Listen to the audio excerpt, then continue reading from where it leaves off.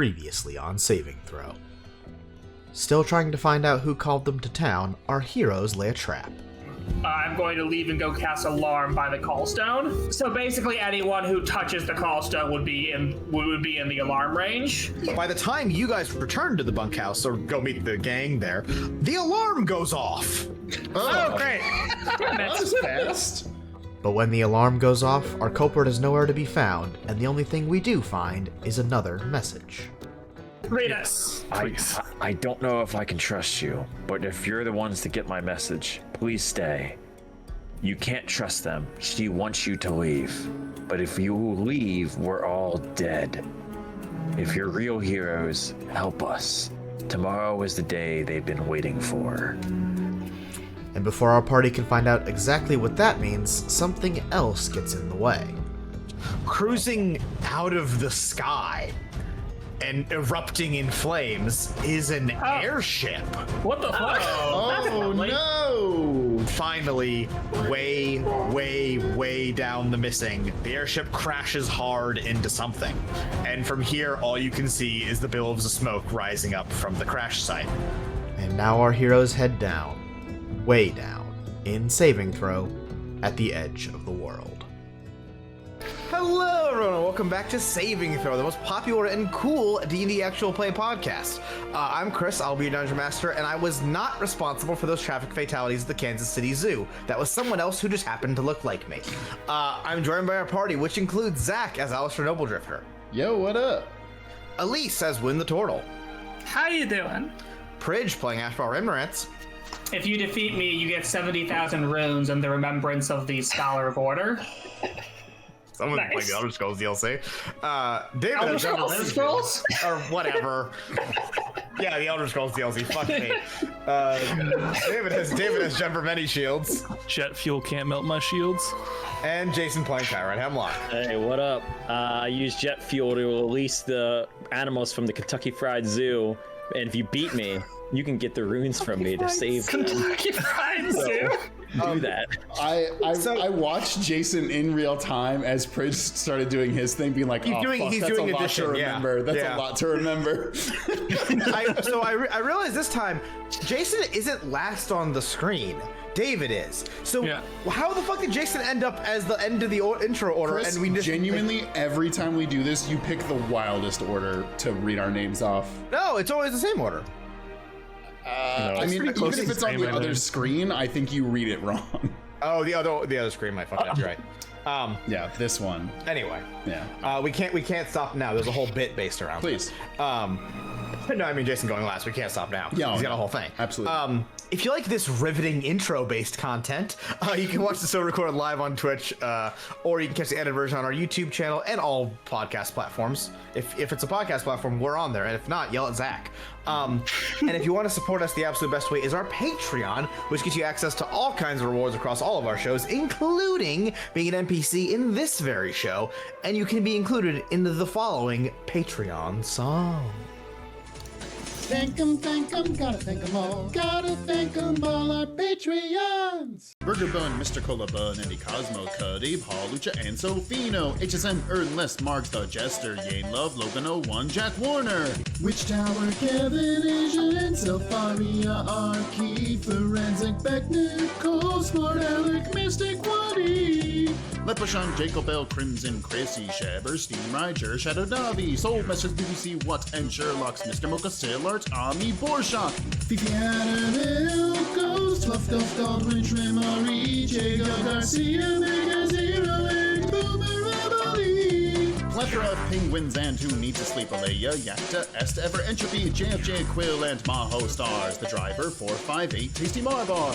ATD, Raspberry, Quest, on Ruby, Chosen, Tim, Mickey, Anna, Matrix, Chrome Knight, and JC, Boxington. Dessert Boy Man, Elijah Sly, Rick Rat, Katja, Traveling in a Box, and Snowcat, Conjuring, Scribesio, Croissant, Fovilla, Written Word, Wraith, Mercury, Sibylla. Shout out to Strawbreaker, Masquerade, King Kioran, John, Ash, and Victor, Alexander on our Patreon. Thank 'em, gotta thank 'em all. Gotta thank 'em all, our Patreons. Just before we get started here, I want to make a clarification because it is important. Last time we introduced the character of Philphilla Season, named for patron Philphilla, who I introduced last time with she, her pronouns. That was a mistake on my part and both not intentional and not correct, which I'd like to apologize for. Philphilla Season should properly be referred to with he, him pronouns, so just take a moment and reset your brains there. Once again, my bad. And in the interest of full transparency, previously on Saving Throw, we received another note urging our heroes not to leave and that she wanted us to leave. I will note that this letter's gendering of characters is still correct, and yes, that does remove one of the possibilities of who it could be, which is sad, but I'd rather have the mystery have one less suspect than be an asshole. So there's that. Yeah, this is why you should always address your anonymous threats with neutral pronouns. Yeah. Your threats and letters of request for aid should always use. Are you writing a menacing letter at home? Be more vague. Yeah. You can threaten more people that way. Yeah. You cover a wider shot. Okay, Zach, did you find the thing you need? Super didn't, and I searched a bunch of things, but I Great. Let's get back to Dungeons and Dragons. don't think it matters. Yeah. You can deal with it later. Yeah. And how better to get started? Let's talk about going down. Wait, hold on. That's not what I meant. Nice. You're all currently headed down. Dex, you made us choose the worst fucking choices. I do have to ask, Chris, did we end last week's episode on the elevator going down, or? We did. If you want think to so, yeah. take, yeah, like the elevator have started to move. Okay, nope, I fucked up a bit, didn't do something, that's fine. Okay. Minutes ago, burning and ripping through the sky, an airship fell across the air above the little town of Jung's Holler. Fires erupted from inside the ship, and it soared over the town and over the edge of the cliff that separates the town from what lies thousands of feet beneath it, the valley simply called The Missing. The Missing, an expanse of land known to the locals as this wild and untamed bit of the world that in some primordial way has resisted all the advances of civilization, often violently. And it is this Missing, thousands of feet beneath the town of Jung's Holler, that you guys are all slowly descending into, being lowered down on a large lift as you sink and the town of Jung's Holler rises out of view. You descend further and further. You're to your back now, that long cliffside, as you can see in the art here. And opposite you all sits this expanse of land, the Missing. As you ever so slowly drop, it seems to grow larger and larger before your eyes, like it stretches on simply forever. with twists and turns and crevices and channels that you notice the longer and longer you stare out at it. And as you take it all in, something pulls at the back of your mind as you look out on this foreign wilderness. For some reason, as if prompted by some sort of mysterious force, you think of home, or at least your definition of home. It's time for everybody's favorite segment. I'm pretty sure we partied. So, for all of you, to start us off for the day, where do we all think of as home, our real home, and when was the last time we went home? Junver, you started our questions of the month last time, so somebody else has to start. Wait, I didn't we think ask last this time? one's easy. Home is... Last question was, where have you traveled across your life? This one is, where do you, in your current form, think of as home? The guild, or like it could be the guild, or it could be, wherever you're born or whatever. Right. Yeah. Okay. I think... Go ahead. I think there's like you said, there's a lot of ways to think of home. Home, like if I said I'm going home, would be, or I'm coming home, would be the ship I grew up on, where my parents still are for now, where, as far as I'm aware at least, my mentor is still working. As long as he hasn't retired yet. I haven't been back in a couple years. I think I came to the academy and I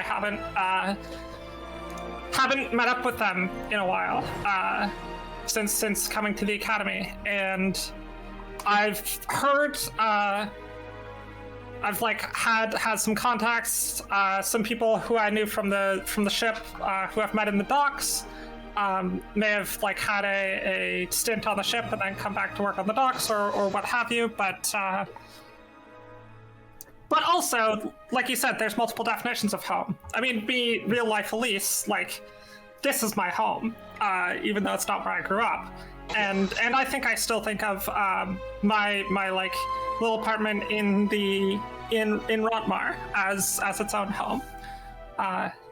Definitely made a home there as well.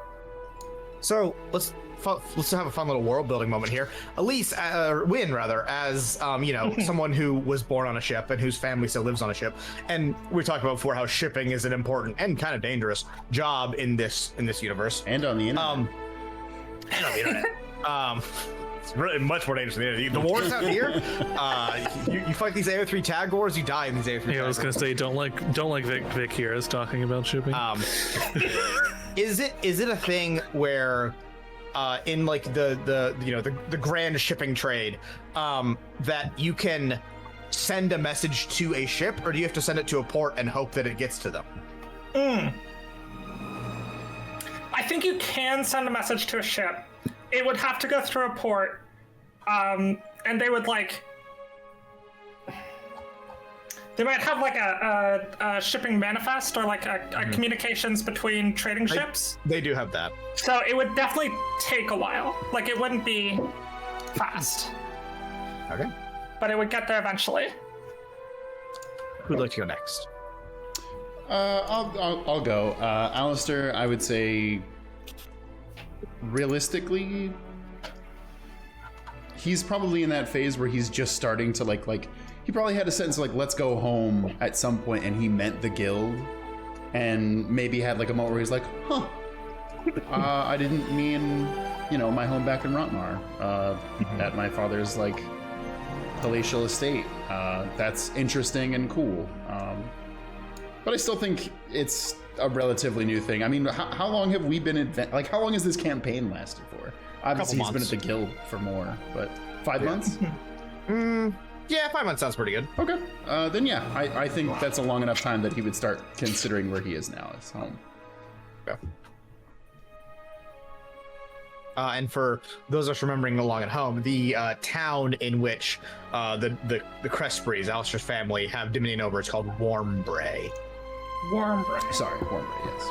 What's the climate like? Cold, frigid, warm, but still like coastal, so it still gets chilly. The concept of like places being named after warmth and light and like hearths and stuff in Saving Throw is more along the lines of like that was a place of safe refuge when the world was shit. Fair enough. More than actually being warm, for example. Gotcha. When there's no sun, it's cold out. Wait, you mean the Sky Eater fucking ate the sun? No, they blocked out the sun. Alright, since I was talking, I'll go next. Yeah, sure. Despite all the time I spent in my uncle's lab, home is still, my hometown. The small town of Avale in Zolnan. It's where my mom still owns the general store, my dad works there, my brother and sister are still hanging around for the time being, and that's where I grew up and spent most of my time before venturing off. It's still a place of, quiet, comfort, probably too boring for my taste to be there for too long in a row, but it's still a nice, peaceful place to go back to. And it is commonly referred to. I mentioned last time how in most places there is an equal distribution of all fantasy races, but unless stated otherwise. Avale is commonly referred to as Owlin country because there's a lot of Owlins there. Home for Chiron is, I would say he likes still having the streets, or like basically he had the medical streets where he would fix people up on just like when he could get his hands on like anybody who just needed help and they wouldn't go to an actual doctor. Unfortunately, I did my best. I mean, Chiron is an actual doctor. He is, but just like not the best. Yeah. Like not like the rich aren't like, oh hey buddy, hook me up.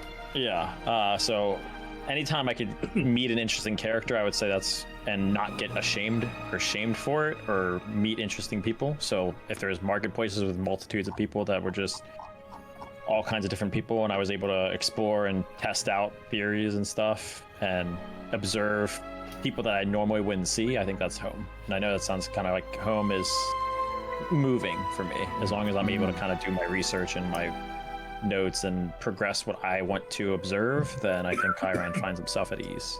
I thought you might say something. I thought you might say something to this tune. So I have a follow-up question for Chiron. Prior to joining the academy and prior to becoming an adventurer, where did Chiron tend to sleep?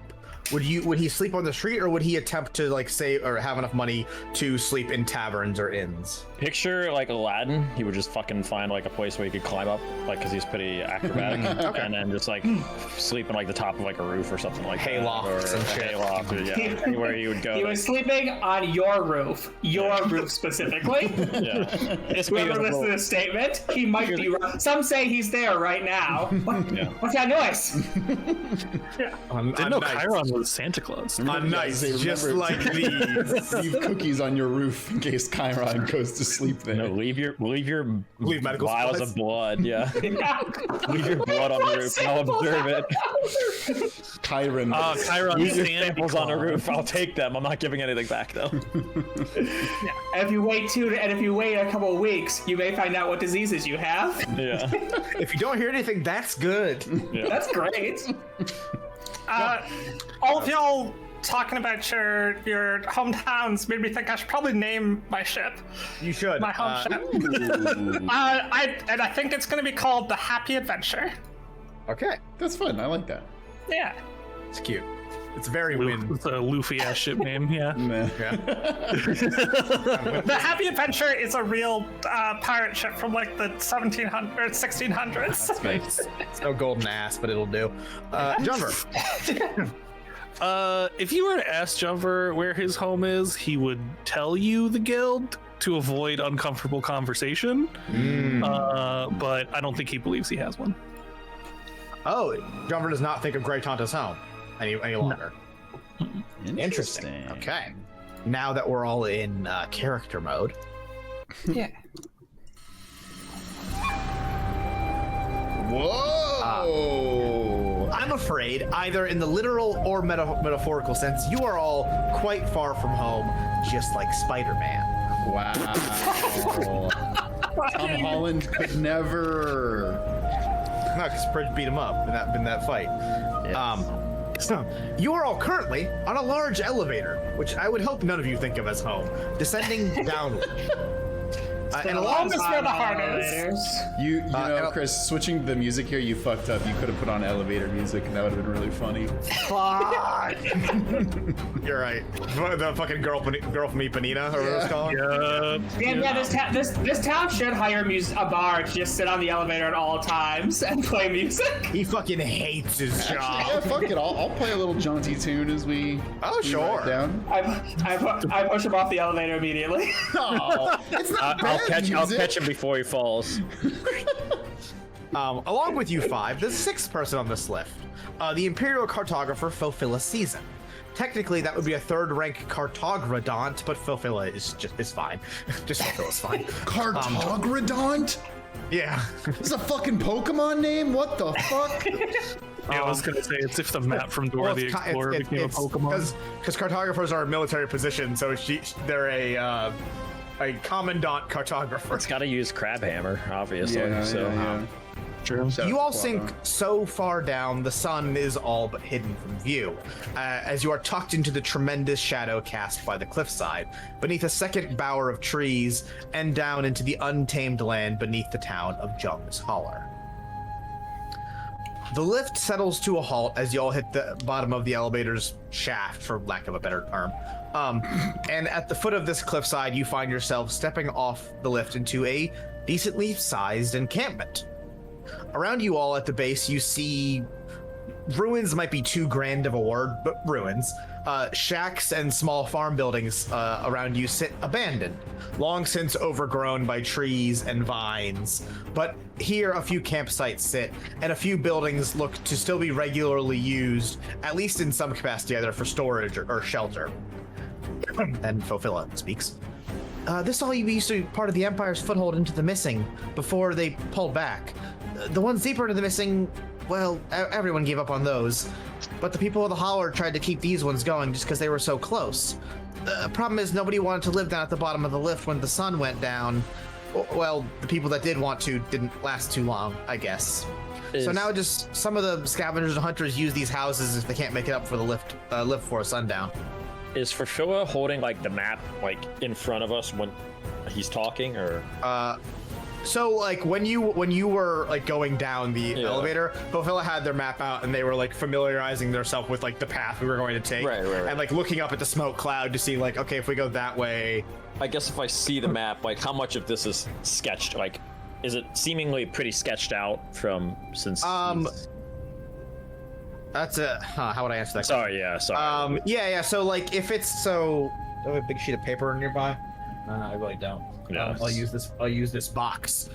So if like there's a big square sheet of paper, that little encampment would be just a small like quarter-sized chunk at the bottom, and then there would be sketched out paths that spread out from there. But the edges of the map would all be blank. And it's fair to say that the top is just like unsketched, unknown. So in like. I tried to like Google like how old school cartography worked out, and I couldn't figure out fucking anything. But from what I could figure out is that like the top, they would draw like a reference point. Okay. Like there is a river I can see at the edge, and like that's gonna be where I stop. And so I'll scale everything so in between this map is point A and point B. I'll ask Ferfilla. So do you think the airship that went down is up towards, and I'll gesture towards like the top uncharted part, up towards this area up here near this river or other landmark that you might have here identifying this area? He traces a finger along like the top leftmost path on the map. Looks like we need to take the northeast pass. That crash probably spooked some of the beasts, but it looks like it should be right around here, and they sort of gesture like just beyond where their sketches end. Well, that's convenient. So there's a chance we'll be going into uncharted territory, is what you're saying? A definite chance. Ferfilla, how long will it take us to get there? Or at least to the edge where you haven't mapped past. I mean, if we hoof it, I think we can make it there in like an hour. We got to get there quick. We don't know what kind of injuries these people much quicker than I thought. Okay. Yeah, okay, shit. And if there's people down here that are malicious, well, they might reach this airship before we did. They have a bit of a head start.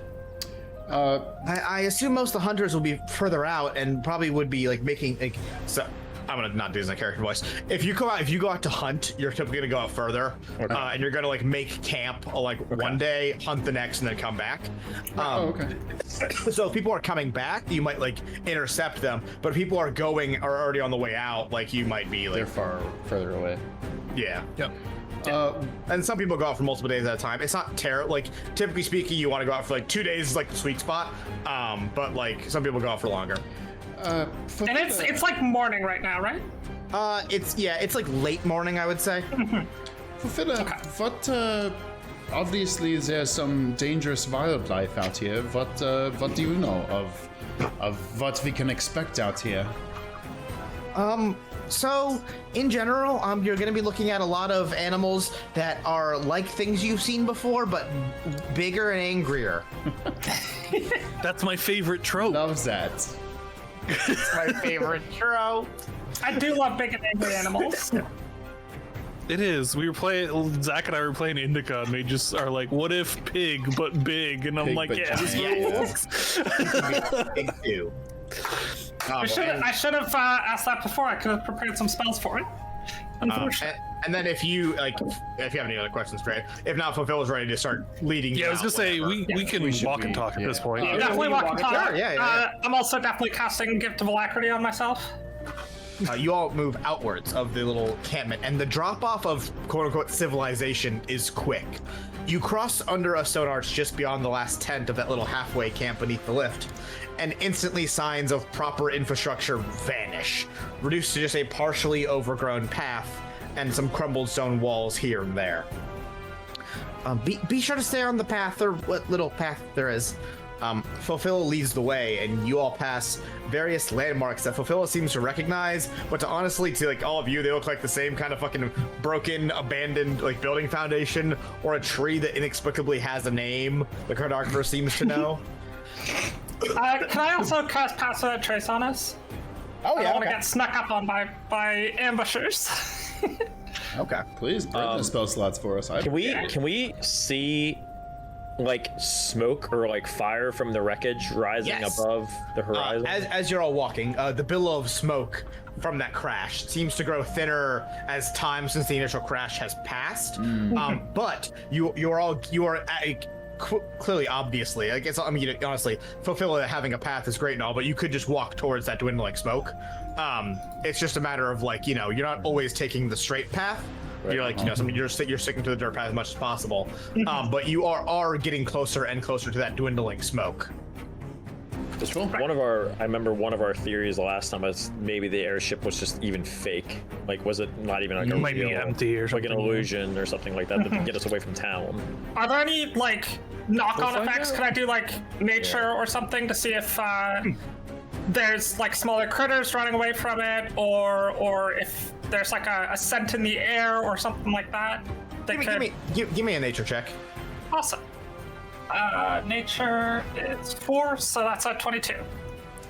Around you, the forest does shift. You hear motion through like bushes, and you hear like the creak of trees and wood, and that hollow whistle of wind as you are in a canyon way beneath surface level. So like the pressure shift. So you hear like the wind whistling above, and you feel it down here, and it's got that cool like underground touch to it.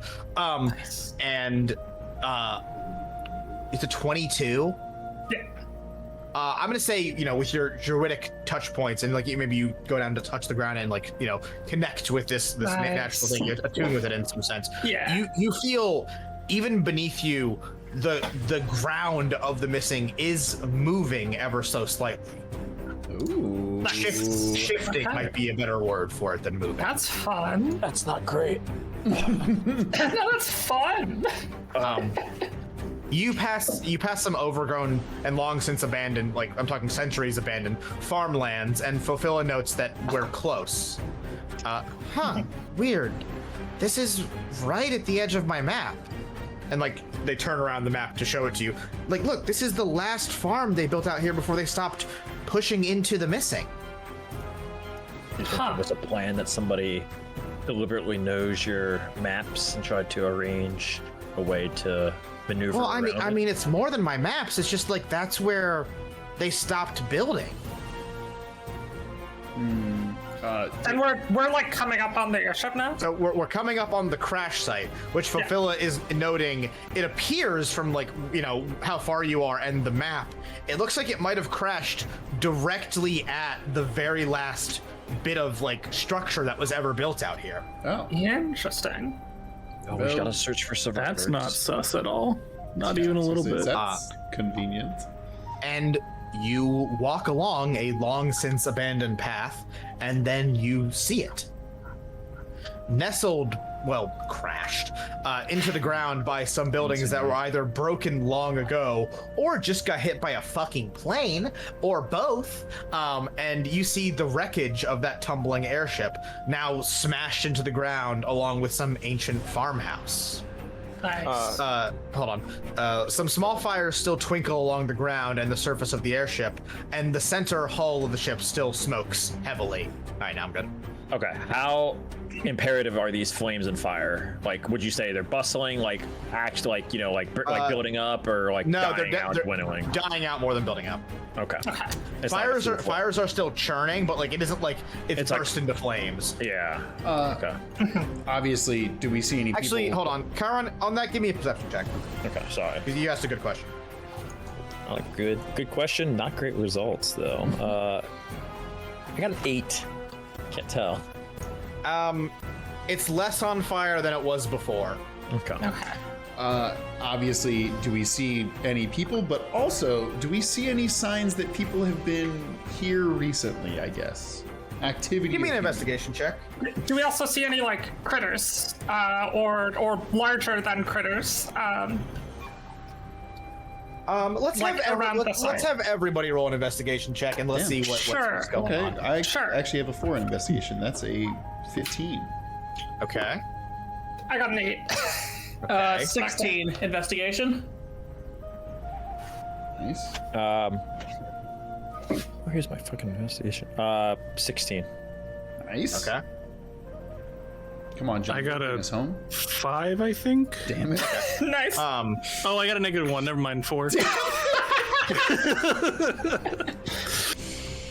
Okay, so we'll start from the bottom up.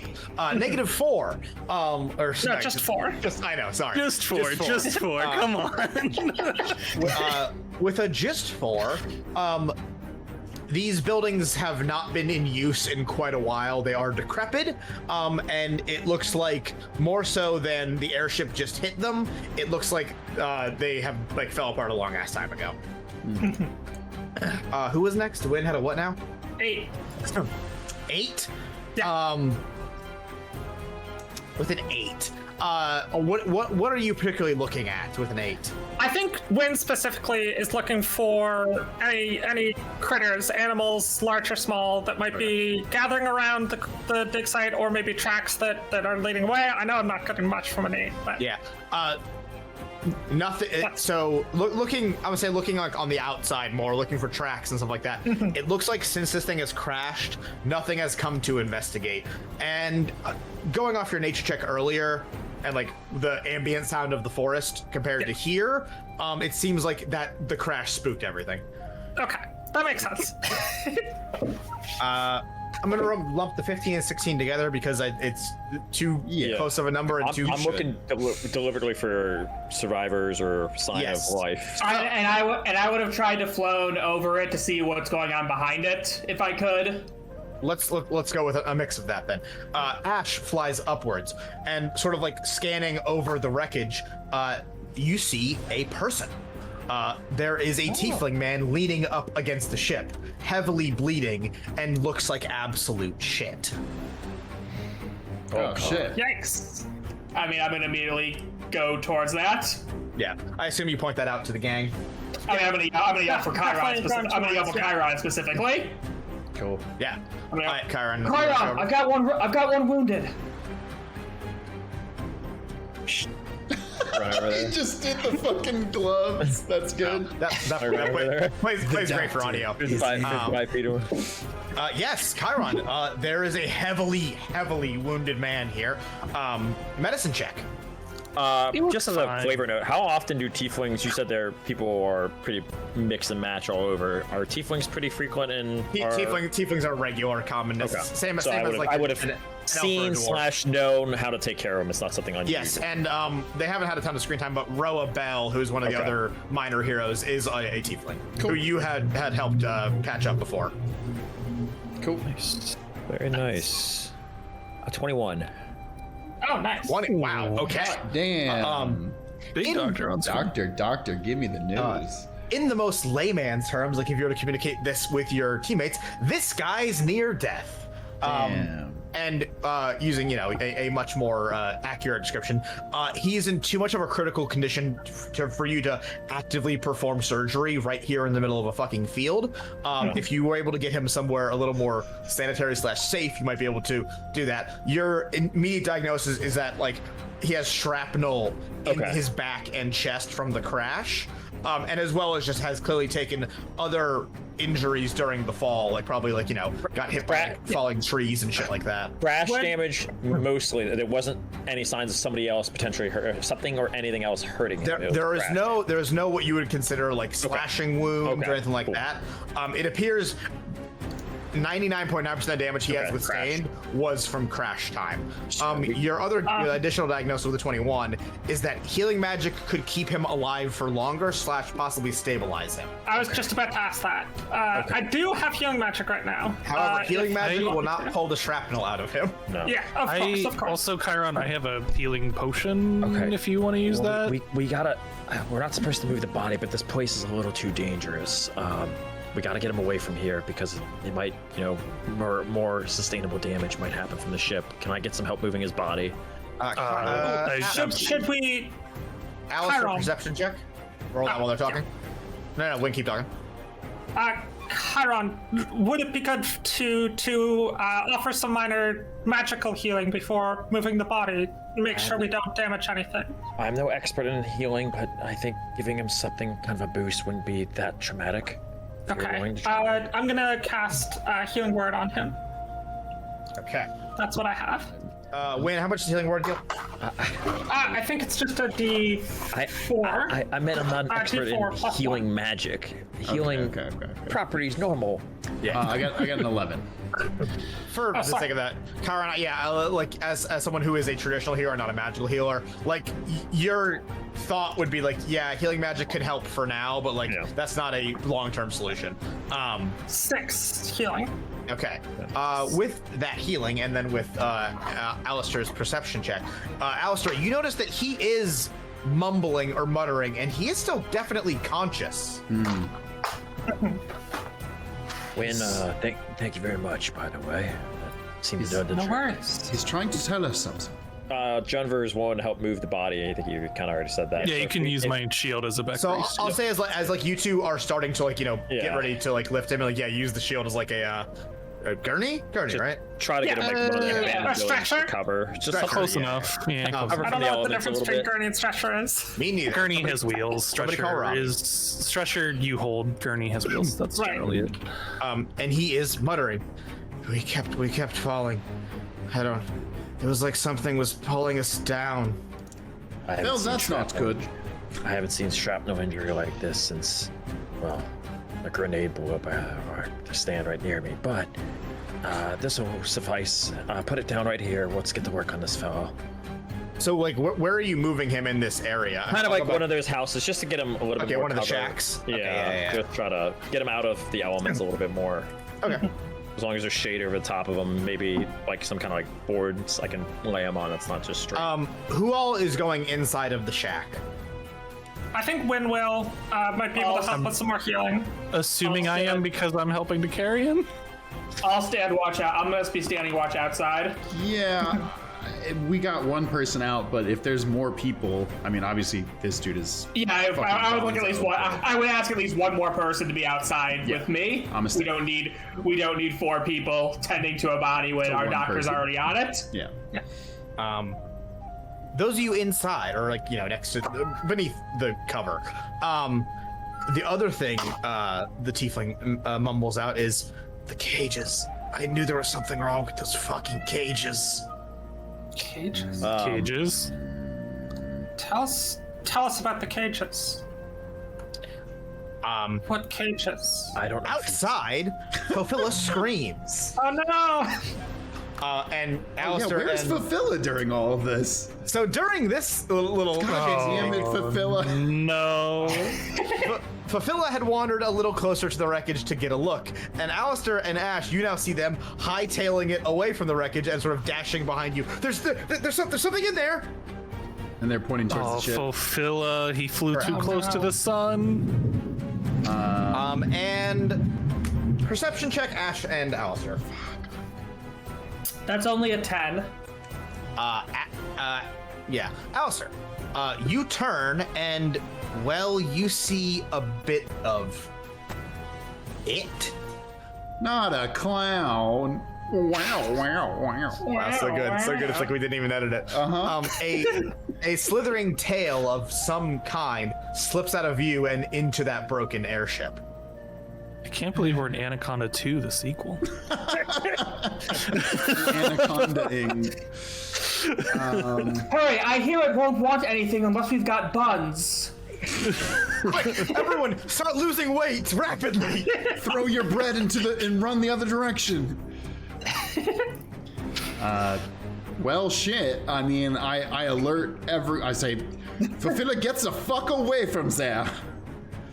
Yeah, they like ran behind you when they spotted something. Yeah, and I'll kind of shout towards the house that everyone's in. Folks, we've got company of the not humanoid kind. Invite them in. I think I'm rushing out Take their order. to see what's up. So, is anyone staying in the little hut, or is everyone running out? I'm trying to get as much shrapnel as possible. Chiron should stay in. We'll go, the rest of us. Win is running out. Investigation checks from Win and Junver. Actually, better question.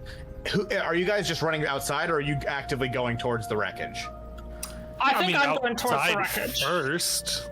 I'm not gonna. That's one I mean, how is there an open space between us and the wreckage? Yes, definitely yes. I'm trying to. Okay, then I don't want. Then I obviously don't want to fight that thing in the wreckage. So I want to keep my distance and see if it can come out into an open space before I go chasing after it into a dark, on fire, crashed ship. Yeah, worst case, I want to. more on fire. Yeah. See if we can find it from outside before going in, or like lure it out. Yeah, I'm keeping my distance and trying to watch as many exits of the ship as I can. Okay. Is anyone approaching the ship then, or are you just kind of like posting up then? I think approaching, yes, but not going inside. Trying to find it. I just want to figure out who's rolling. Zone defense. Yeah. Zone defense.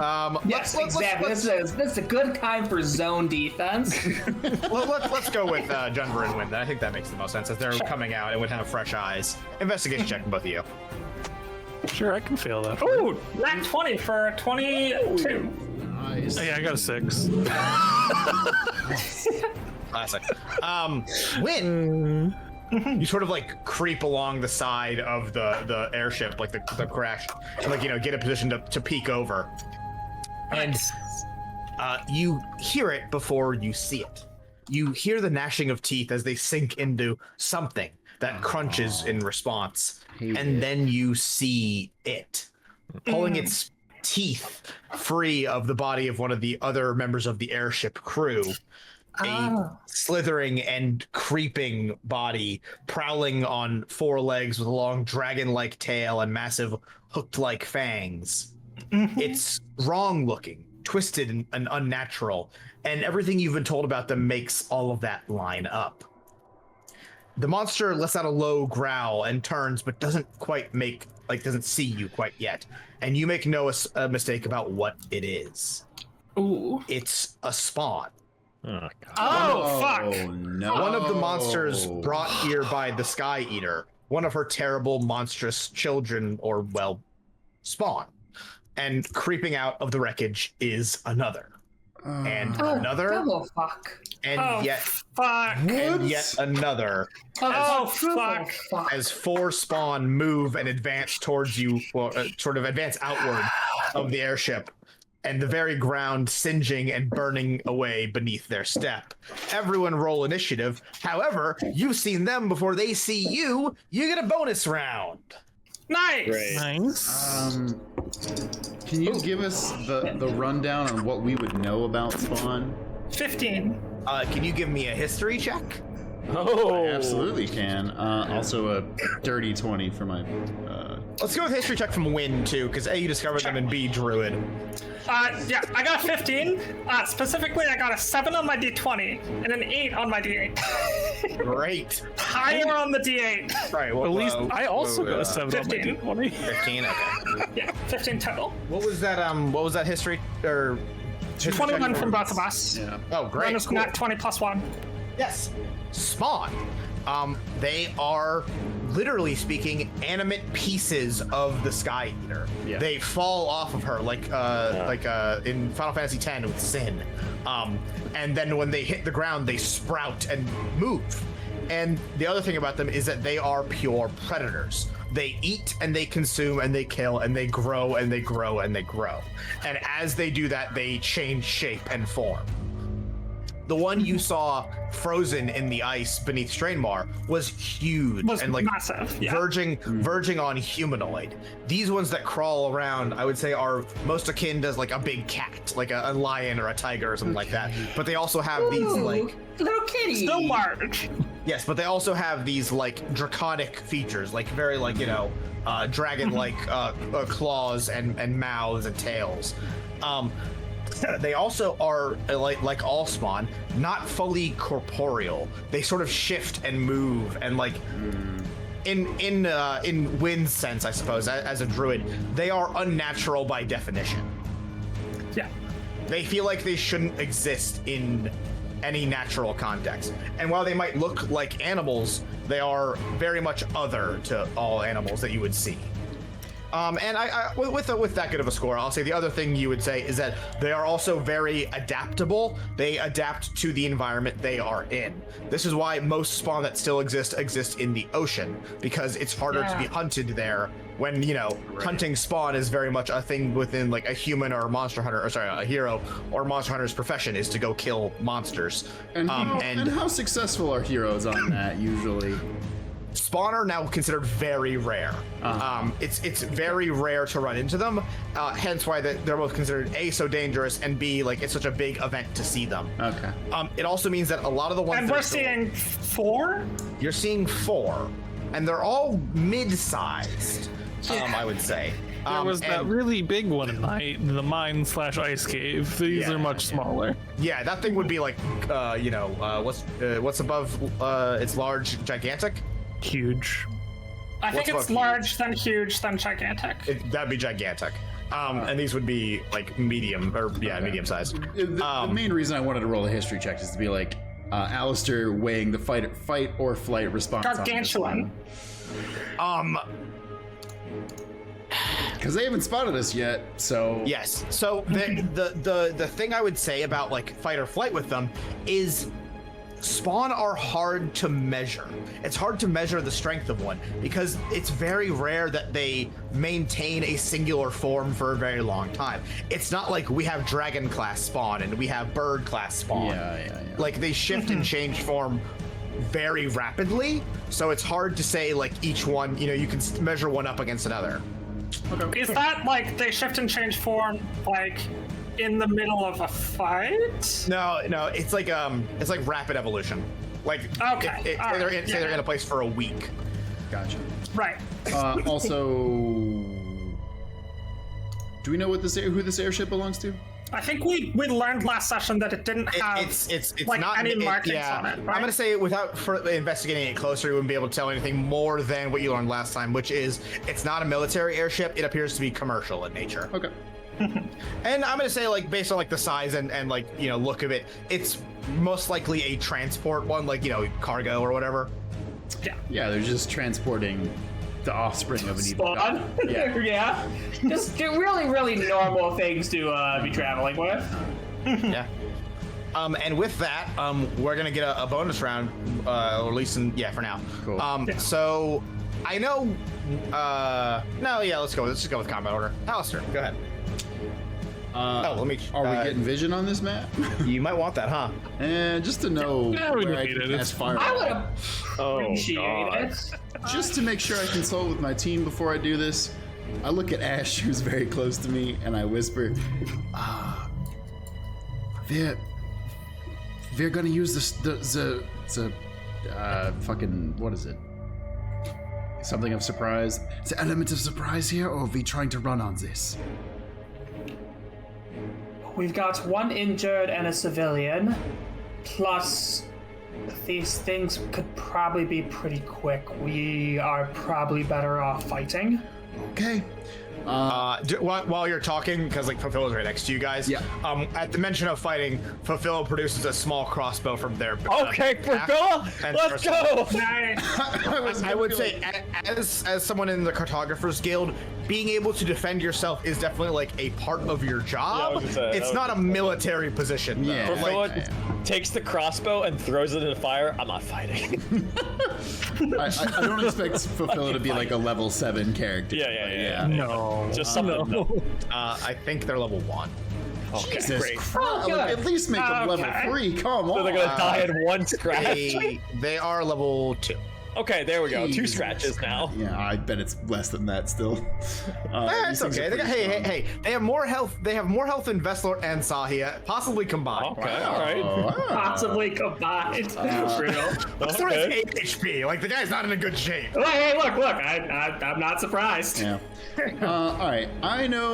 If I know one thing, I don't want to be the closest person to them when I throw a fireball in their faces. Correct. I'm gonna sneak away a little bit next to this tree, and then I'm gonna cast a fireball right about here and hit 3 of them. 20 is that much. Oh, fuck it, I hit them all. Oh, okay, nice. Eat shit and die forever. Okay, what's that dex check? Because 2 of them passed, 2 of them failed, looks like. It's 15. It should be a 15. 3 of them failed. 15. Oh, wait, no, I didn't have dex modifiers. Uh-oh. Yeah, Okay, two of them failed, 2 of them passed. Damn. Okay, let's- so this one and this one both failed, and the other 2 passed. D6. 29. Holy shit. Pretty good. Yeah. I mean, it's over average. Yeah. 29 for the 2 that failed, and fucking what? 14. Okay. 14 for the other 2. Was it 14? Fire damage, if that matters. I assume it doesn't. They're squads does! of God. Oh. In a good I mean, that could be good or bad Yeah. for us. It's good. Oh, sick. I mean, it's neutral. They don't have resistance to it, is what I'm Okay, trying to well then, convey like, to what you. are we... Okay. Well, I mean, it's better than not. Yeah. Okay, so yes, you yeet a fireball and it goes boom, and they are now alerted to your position. However, due to the fact that you guys still have the rest of the surprise round, damage has been dealt. The fireball explodes and sort of like as it washes into the Icarus material they're made out of, it sort of like singes and like dampens, but it still has clearly done, it has had effect. It has done damage. Cool. If I can, I'd like to slip behind the tree. Behind the level 2 cartographer. Let's go. I mean, they're gonna move before. What a hero. these guys. I know, it's just funny to me. And also give a bardic inspiration to Ash because he's the closest. Nice. Okay, they took half, which is It's just really funny to me. Fulfill 14. Stand ahead of me. What? Yeah, 14. Crossbow out. Block me with your maps. Anybody got a map? Who needs a map, actually? Oh, I hate myself Ash. for making that. Ash, you're up. Yeah, did you just destroy the rest of the ship? The chance, ship's definitely going to be taking damage because of that, which Yeah. was something I'm I saying, thought like, about. Yeah.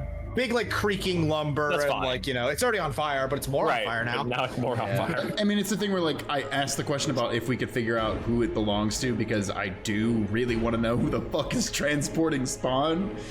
But also, We got a survivor at least. I wanted, for now, but I wanted to get a big damage to start this encounter because who knows how much health Chris is giving these guys.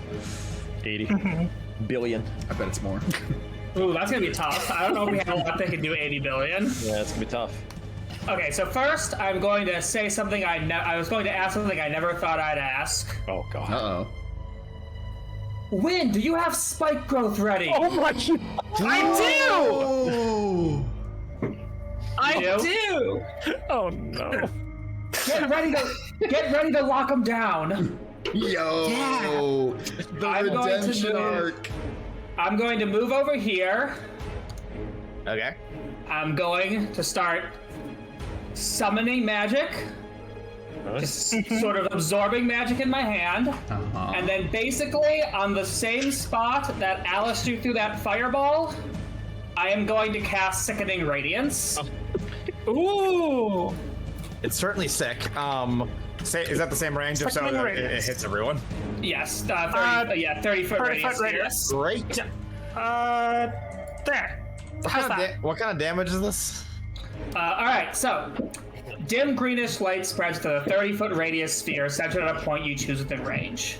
The light spreads around corners and it lasts until the spell ends. When a creature moves into the spell's area for the first time on a turn or starts its turn there, that creature must succeed on a Constitution saving throw or take 4d10 radiant damage and suffer 1 level of exhaustion. Okay. It will also emit a dim greenish light that prevents it from being invisible. Ooh, Okay. awesome. Great. Okay. So that starts on the beginning of their turn. Yes, any unit that moves into that or starts a turn there. Okay. So nothing happens now. I just have to sit there and keep concentrating on it. Cool. Chiron. Oh, that actually is something I should say.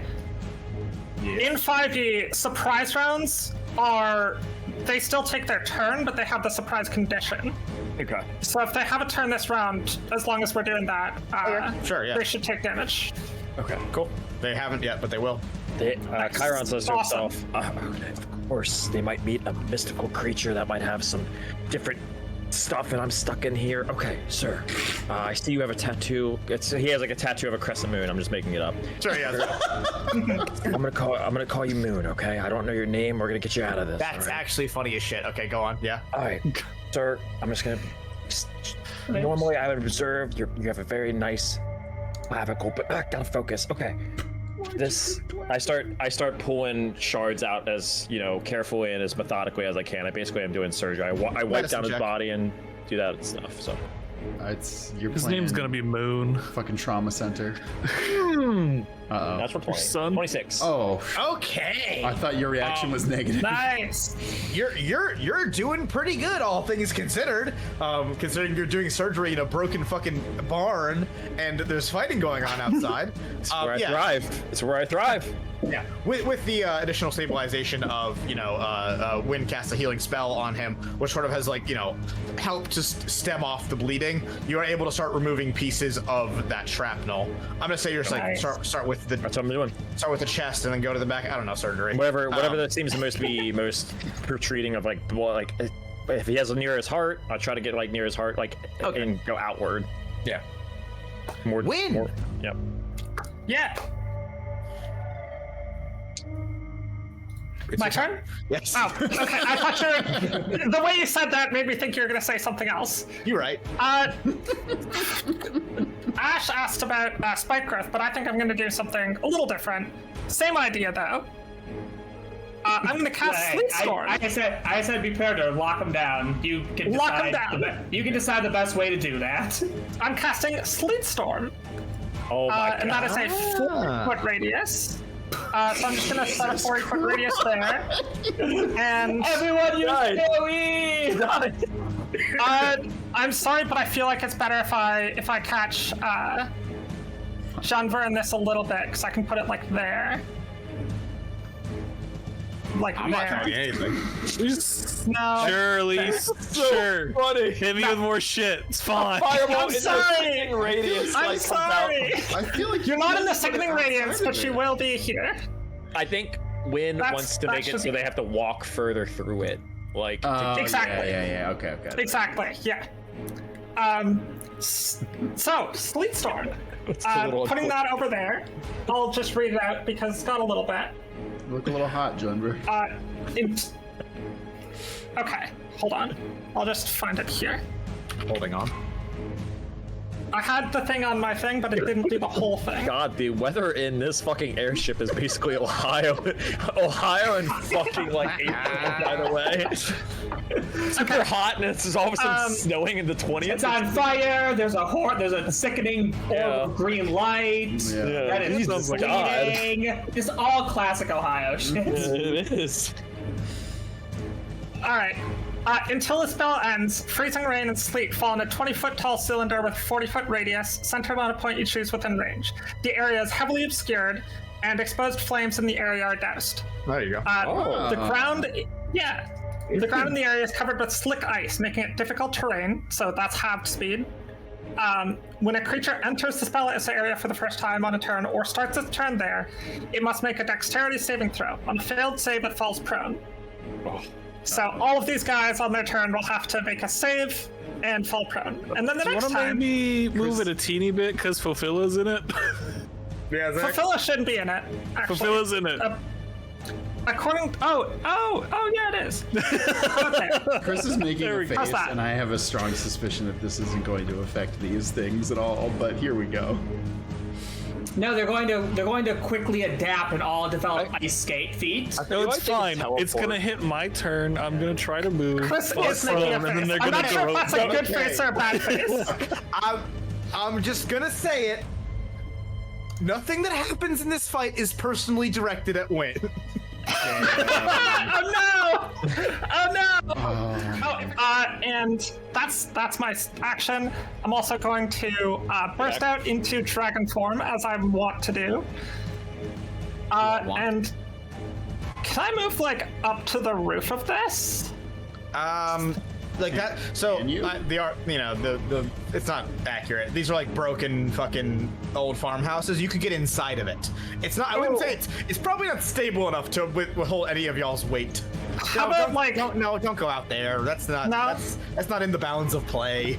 I want like half cover or something. There's a fence for a reason. You can if you want to like go to like here or whatever. You can say you're like in like the wreckage of the house. Could I run through the house and go here? Sure. Into like that chicken coop area. It looks like. Yeah. Well, yeah, why are you drawing a line to me, Win? Just making sure that buffs to you. Sure, I can kill you next turn. She's hurt. Yeah, she's when you fall in the ice. She's joining the monsters. Actually. Sorry, I'm a little Sure, traumatized. A little bit traumatized. As soon as Win says, "Sorry, I've got to hit Jundra with this." Next would be their turn, and since we're doing this on prize condition, let's go ahead and trigger all the effects that happen on the start of their turn. Nice. Let's go ahead and start with Ash. Yes. So they have to roll what now, or they just take that damage? Constitution. Constitution saving throw. Constitution saving throws. Okay, number 1. What do they got to beat? Show. 15. Okay, number 1 ties. Tigers that are running. That They matter. succeeds. Number 2 loses. Number 3 loses. And number 4 succeeds. Okay. So they're fine. I'm gonna Alright, make the number 1 fail as well. With Cosmic Omen Woe. What does that do? I subtract a d6 from its roll, but because it tied, it doesn't matter what I roll. Correct. All right, so number 2 is gonna. And I rolled a 1, so. Number two is taking 15 radiant damage. Okay, number 2 takes 15. Okay, so how does your radiant damage appear, like stylistically, flavor-wise? So sickening radiance is like a green light that spreads. When that damage hits, it's going to almost look like a green flame bursts out from like where they're standing under them. Okay. When those flames erupt beneath any of these are called prowlers, for my notes at least, the prowlers' feet, hooves, whatever you want to call them, it like lights and catches, and like that green flame rolls up their bodies, their wispy forms, and like through them, and you see like a burst of that green fire, sort of like almost go inside them, and like oil hitting a drum explode for a minute, like a burst out. And then they have taken some damage and sort of like, wince. Nice. You would suspect that has been more effective than regular radiant damage should be. That's good to know. That was That does not 15 surprise me when we're dealing with things that are super evil. That was 15 damage. Yes. Okay, it's gonna be that Just amount like of for damage Phila. The next one's taking 13. Okay. Okay, yeah, never mind. Yes, that makes sense. And they're both taking levels, or 3 of them are taking levels of exhaustion too. Prij, I thought you rolled 1 damage for all of them at the beginning. Well, I think it's their turns happen at different times though. Yeah, it's that creature must make it. So they're all trying to succeed on this. They're each trying to succeed on the same throw at the start of their turn. I pre-rolled all 4. I shouldn't have done that because they're not all in order. But whatever. But the next one is Prowler number 1. So that one's also gonna take us damage right now. So, what's the win? The Sleet Storm, what are they gotta roll? Dexterity. Yeah, they're gonna choose to fail that. Because with that slick ice covering the ground, making it difficult terrain and making it all slippy, they begin to sort of like have to like move and secure their place on the ground, and you see that one of them does in fact start to slip and fall, and it retreats its own limb inside of it, and then it like comes back out the other side and plants it back on the ground. Because these things are immune to being made prone and immune to difficult terrain. Okay, great, awesome. But you know who's not? Junver. Let's go. As you were doing it, I was Chris, like, no. I have ways around this, but that did mean I wasted my turn in a 3rd level slot, so It does mean that. And we'll see how mad Junver is at you on his turn. What can I say? I have methods that some may deem unusual. Actually, no, Junfer, when I see that, I'm dropping concentration. Oh, You don't need to worry about Can this you anymore. do that outside of your turn? Yeah. You can do that at any point, Great. whenever you feel like it. Prowler 2, Prowler 1 both go. Fulfill is next. And they're gonna fucking run. Good choice, idea. Phil. They're gonna run so far that they can still shoot. Get these two from here. They are going to knock an arrow into a bolt into their crossbow, and miss. Sweet. Nice. Hell yeah. Great turn. 10 out of 10. Big shocker. Good job. Next is Prowler number 3. Let's try. Oh fuck! I just rerolled its die. Oh, it failed. They both failed. One of them succeeded. Number four crit succeeded, so that one's fine. Number Okay. 3 failed. Roll that die. Okay. That one only takes 11 radiant damage. Okay. It's good. still definitely taking more. Yep. And the last one is fine. Great. Last, but certainly not least, it's Junver time. Man, sure want to go into the big radiant green light of doom. Does that damages friends as well? Yes. Yeah, I think so. Anything. All right, play defense. But I aim mine not to him, so he's at least not starting it. But no, he does not want to walk in there. I'm just gonna walk around that and Junver, don't worry. I'm a doctor. Go in. As he's actively like rearranging a man's fucking organs. also, if they're gonna attack the first thing, I'd like them to do it on the thing on the border of the death damage. So I'm gonna do that anyway. So I'm gonna move and use a bonus action to make myself big. Yep. Smart. Block the exit. Chris, could you make me Oh, big? you're right. I have please? to do that. That's true. And Are you going double big? Should I save myself time? I can only do it once this turn. Well, I guess I could do double. Oops. Yeah, just make me double big. Let's just Okay. fucking do it. That'll just be my turn. Dude, use the tree as a weapon. There's gonna There be is something else. There is a but- slightly smaller amount of big I can make, Junver, because they changed how Forge's token thing works. So I'm saving that for a big moment. Nice. when Junver has to get real big. I mean, I don't think I can get bigger. So Great. That is the full round of combat. And the fires have been extinguished on the airship, so I don't have to read this block of text. Hooray. Which means we're back at Alistair.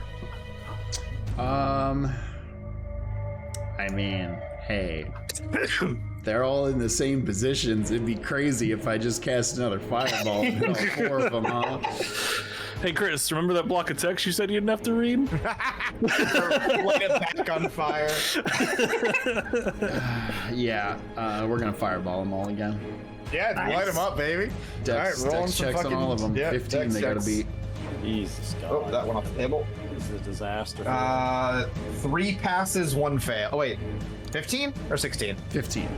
Okay, 3 passes, 1 fail. That's a bummer. I got a dog on my lap who's shaking too. Okay, he loses Nice. 25 HP. Okay, yeah. Hey, y'all are dealing hot damage. That's what I can tell you right now. Good. Is that what that is? Done a lot. Yeah, doing a great job over there. God's work. And also, yeah, this is And then 26. half 26. to the rest of them. What's half of 25? 12. I never know. Or if you round 13, up, depending on whether you're rounding down or up. Yeah, I always. I think you you go run down. Yeah. 12.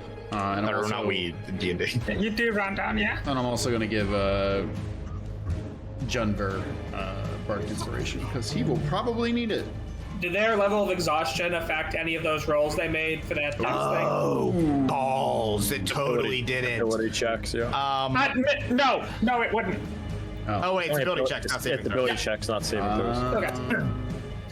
Yeah, I think just to start this off, I don't want to bust my concentration. I am just going to launch Magic Missile to start here. I am. But I am just going to cast Magic Missile, and I am going to aim it at, let's just say the 2 in the front, the 1 in the top right.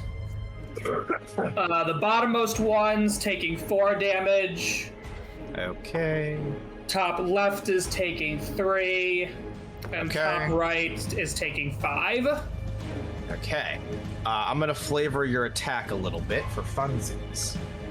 So, Ash, aims out and fires his magic missiles. You've all heard of it. Magic missiles is what kind of damage? Just magic unaspected? Force damage. Force. Okay, yeah. Sorry, force. Same thing. Yes, you fire off your magic missiles. And as they soar towards the spawn open and part. They physically separate their bodies so that the missiles soar through them. However, Ash, seeing this and knowing his arcane magic, as it were, the clocks and the dials in your eyes now spin backwards as you basically redirect the bolts midair back into the prowlers, making sure they're unable to dodge them. Damn. Nice. Yeah, just a fun bit of flavor for the folks. Nice. But yeah, I will say a piece of information you gathered from that is that they attempted to dodge them that way and failed. Yeah, that is. I'm also going to afterwards try and move behind this tree as much as I can. I don't know exactly what space that's fine. behind this tree, if right there works. Yeah, take your pick. Yeah, that's fine. Okay. Next is going to be Chiron. Another surgery check, I'm guessing? I'm going to, but I want to flavor it too, just to add more totally spunk to it. So Chiron's gonna there's debris hanging around. He's gonna bust one of the boards up here just so he can get more headrest upon the guy and lift up parts and such. And as he's doing that, since it counts as an attack, he's making an attack against that board to break it, I'm gonna inject him with the hands of healing or whatnot. So I'll give him some stabilization medicine. Give me 2 medicine checks, both with advantage. Okay. This man says, so I'm attacking a house to heal a human being. 6 healing, by the way, for him, just actual healing in terms of. Oh, he has a health bar. Yeah, that's fine. Yeah, and then you said 2 health checks. Yeah, 2 medicine checks. I'm gonna give him some health for the last turn too. Oh my god! I got a natural 20. I got 26. Whoa. I'm fucking killing it. Killing the fuck out of this guy. 14, but you said this. Are these with advantage or no? The second one. Both. Both with advantage. You're burning combat assets on a non-combat thing. I'm gonna reward you for that. Okay. That's fine. Yeah, and your turn in combat too. Yeah. Just reroll the same one. 21 on the second one, so 26 and 21. Okay. You would reckon, based on the amount that you've healed him, are in surgery with, you could stabilize him relatively soon if you were to keep at this. I'm gonna keep at it. All right, Moon, hang in there with me. You're doing great. Don't let the sun go down on you. Wow. Nice. Look at this guy. Win. Yeah. Okay. Well. Time. My one way of locking them down didn't work, but you know what? No, is not the difficult other one. terrain? I'm gonna cast Plant Growth. Hey, there she blows. Elise, cannot believe you did something that wasn't plant growth. Yeah. Look, Sleet Storm was probably better there, but also because Sleet Storm is concentration and this isn't. Yeah. Alright, I think that's good for difficult terrain for plant growth. This looks like a fucking nightmare. It does. So here's what I'm going to say as the DM is that everything that isn't the general area where Junver, Alistair, Philphila, and Ash is standing, and where Win is standing, is now this fucking difficult terrain. Yes. Thank you. I'm going to redraw Ash's thing now. Thank you. Works for me. Great. And that is quarter movement. Out of this guy's stomach or whatever. I'm like, okay, well. Okay, so remind us all, because of course plant growth is the best meme, but what the fuck does it actually do? Okay. The spell channels vitality into plants within a specific area. There are 2 possible uses. Blah, blah, blah. You cast a spell using one action, choosing a point within range. All normal plants in a 100-foot radius centered on that point become thick and overgrown. Creature moving through the area must spend 4 feet of movement for every 1 foot it moves. Okay. So they have a quarter of the regular movement. Exactly, yeah. Okay, let me Google what a quarter of that number is. I went to school for that. Divided by 4, Chris. I did. It's not an even number. Oh my god. So I'm gonna round it down. Okay. I will note that technically speaking, there are no plants inside of the burning wreckage of the airship. However, they should grow into it, though, right? I was just gonna say. However, I don't care. So they're gonna treat that area as bad movement too. Nice. Okay, great. It's monster time. Damn. Not you. Are you sure these things Not get to you. attack?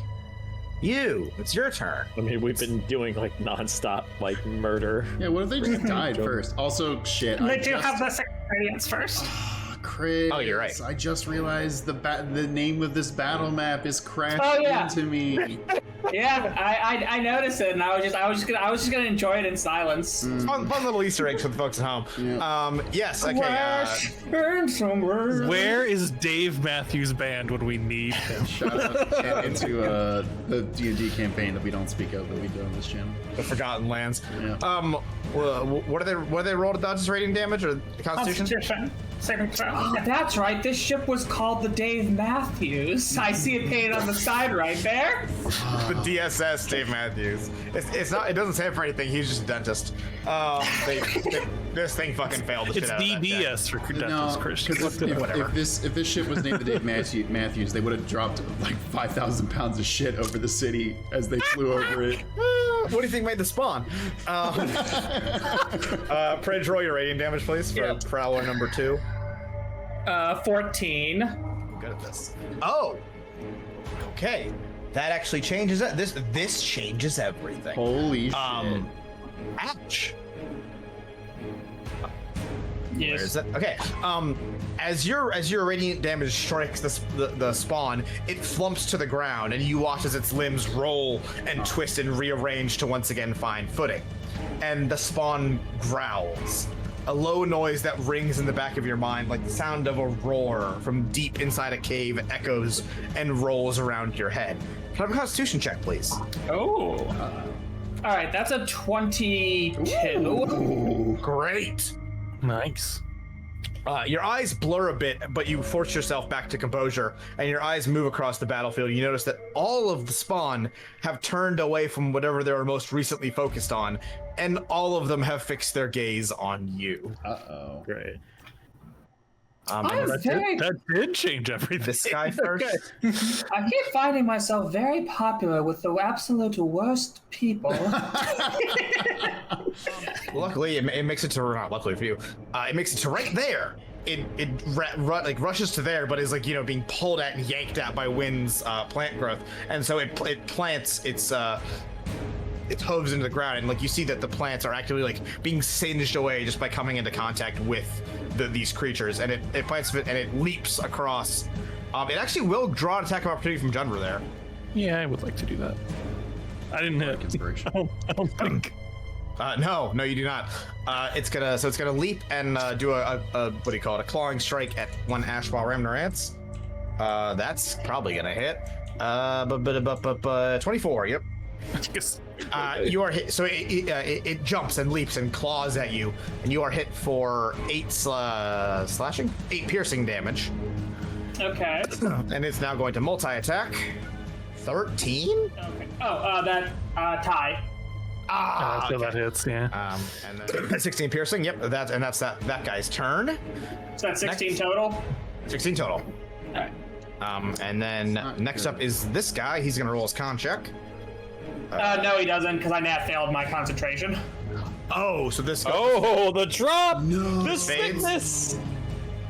That fades now. They gotta Yeah, get that down. fades. Jun- it's Junver time. Let's go! It's time. Yep. Okay. This one, now that the dangerous area has subsided and it notices it doesn't take big damage. And all their exhaustion fades as well. No. Wait, it does? Oh. Yes, it does not. It does not. Once the effect is gone, all exhaustion gained from it disappears. Yeah. What's that, Chris? Don't worry about that. Okay. okay. This one is up next. This one is up next, and now that its area is no longer actively hurting it, it will also, very similar to the other one, plants its feet, but this one instead begins to shift a bit, sort of retracting one of its limbs into itself and forming almost like tripod base with the other 3 legs, and then it extends out that tail behind it, which rotates and curls up a ball of something. Is this thing gonna and it become like hurls- a howitzer? And it hurls it right here, which will strike at Junver and Alistair. Fuck.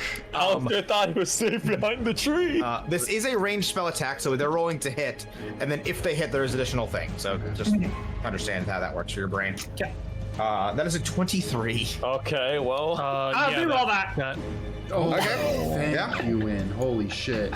That is a 18. Okay, that's still Does not hit. That is a 17, not an 18. Does not hit. still Okay, hits me. Alistair. Okay. Yeah. You're just good, Junver. It's a ranged spell, so you just don't take damage from that ranged spell attack. So yeah, I'm gonna say you like whip your shield around to block that shit. Yes, it hurls. The best word for it is evil at you. It hurls death, and it lands in between the two of you and sort of sparks and lights. reroll your character. Yes, yeah. It's power word kill, but he throws it at you. Alistair, can I have a Constitution check, DC 16? And you're also taking an amount of damage, which I need to roll. Also, Alistair, take advantage on that from my Silvery Barb's second effect. Okay, I will take that. That's Ooh. crazy. Okay, that's a dirty 20 and a 7, so I will take that.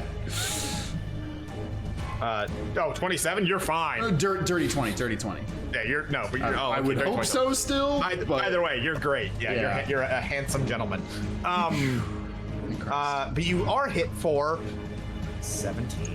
Plus. You are hit for 21 necrotic damage by the thing that hit the ground. Yeah. Okay. That's just a little bit less than half my health. Yeah. As that hits, and this like ball of evil, this ball of ichor and darkness sort of like reaches out and attempts to grab at both you and Junver. You are hurt by it, and you feel it actively trying to like pull at your everything, your clothing, your chest, your body, your guitar, but you're able to like basically pull and shake it off and be fine. And then what else could this thing do on its turn now that it's gone into throw shit mode? Can it die? It can. It's not going to. Damn it. Reach you. What if it did? Yeah, and other than that, it is going to do that same sort of leaping maneuver this time at the Junverito. It's going to land right here, and it's going to claw at Junver. It doesn't matter. It didn't win either way. Get done.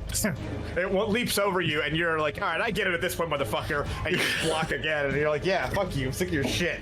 Shields, bitch. Shields. So Phil is next. They'll shoot.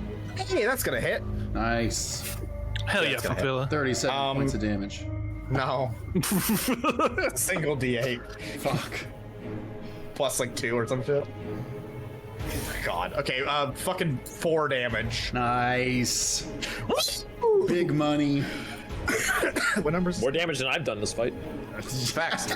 That's true. But how much shrapnel has he pulled out? We'll see. He's given that character quite a bit of HP. I'll put it that way. If there was a Mario Party star for most shrapnel pulled out, Jason's definitely winning it. Chiron's definitely winning it this time. I present you Mario Party, directed by the guy who did fucking Black Hawk Down. This spawn is up next. It's gonna rush towards Junver, and it's going to multi-attack. First, it attacks with its claws. Oh mama, not 20. Yeah. You know what? That I don't think that hits. Oh, really? Interesting. Yeah, I don't think it does. It's an interesting theory you have there. That number. Wow, it rolled like dog shit on its damage though. And I'm fine with that. Sounds good. Fucking all you take is 17 damage off that. Oh, it's great. 17 piercing. You don't have resistance to piercing, do you? Not yet. I don't think. What's your AC? 22. Okay. Yes, you did get hit on the advantage on the second one. And this is gonna hit you for 15, I think. 16 damage. So Damn. the spawn rushes and claws at you, and then without wasting motion, like almost like as it plants, it sort of like redirects itself, and it swings that barbed dragon-like tail around, and it lashes at your legs with that one, and that one hits you as well. And can I have a con saving throw from the Jumverito? Yeah, if this is bad, I'm gonna be pissed. All member also got Bardic Inspiration. I got a 19. Yeah. My con. Yeah. Okay. It attempts to coil and wrap that tail around you, and you just lift up your bladed shield and just slam down and basically cut the tail away, and it like slithers back and like reformats to not be destroyed. Yeah. Good. Good. And you're fine. And then the last one is not able to hit wind from there even a little bit. So it's going to do the other thing. Yes, this one, very similar to the second one, plants itself and retreats one of its like limbs into itself and makes that like basically catapult mode, and is going to fire one of those necrotic balls at you, Win. Cat. You said catapult? That's pretty good. 21. Can you do something for me? No, just 20. Can you do something for me? I spent my reaction, so that hits. Okay. Yes. Win. Oh. I think I still have a reaction. You do? I'll do Yeah, my you should. negative bardic inspiration, whatever the fuck that's called. Nice. Cutting words. Yeah. As long as you roll a 2 or more, that will miss. All right. Hey, I got a 3. Nice. There you go. Thank you. Great. It Using our reactions on each other. it hurls death at you, and almost like as it would hit you, there's like you hear that strum of Alistair's lute, and the thing just sort of like bounces a little bit extra in the air and soars overhead and lands behind you. Nice. Thank you, Alistair. Okay, so it can move. That's I got so you, funny. Vin. Okay. And it can move to right here. Damn. Damn. And it's like, fuck you! Come over here! Say it to my face! And that is a round of combat. Oh no, it's not. Jumper time. Yeah! I was like, wait. It would be pretty jumper. It would be pretty on brand. I think I'm just gonna hit the one between me and Alistar. That seems like the best move here. I appreciate that. So I'm gonna try and attack this little piece of shit. Are you kidding me? Oh my god, Bardic inspiration. dude. Bardic inspiration. Add a What D8. is that, a D8? Yeah. As a neutral party here, you want to take that. No fucking way! So that's Bro. a 15 with Bardic Inspiration and a +8. God. On our fighter? No, does not hit. Fails to hit. I'm gonna roll the next one. 5.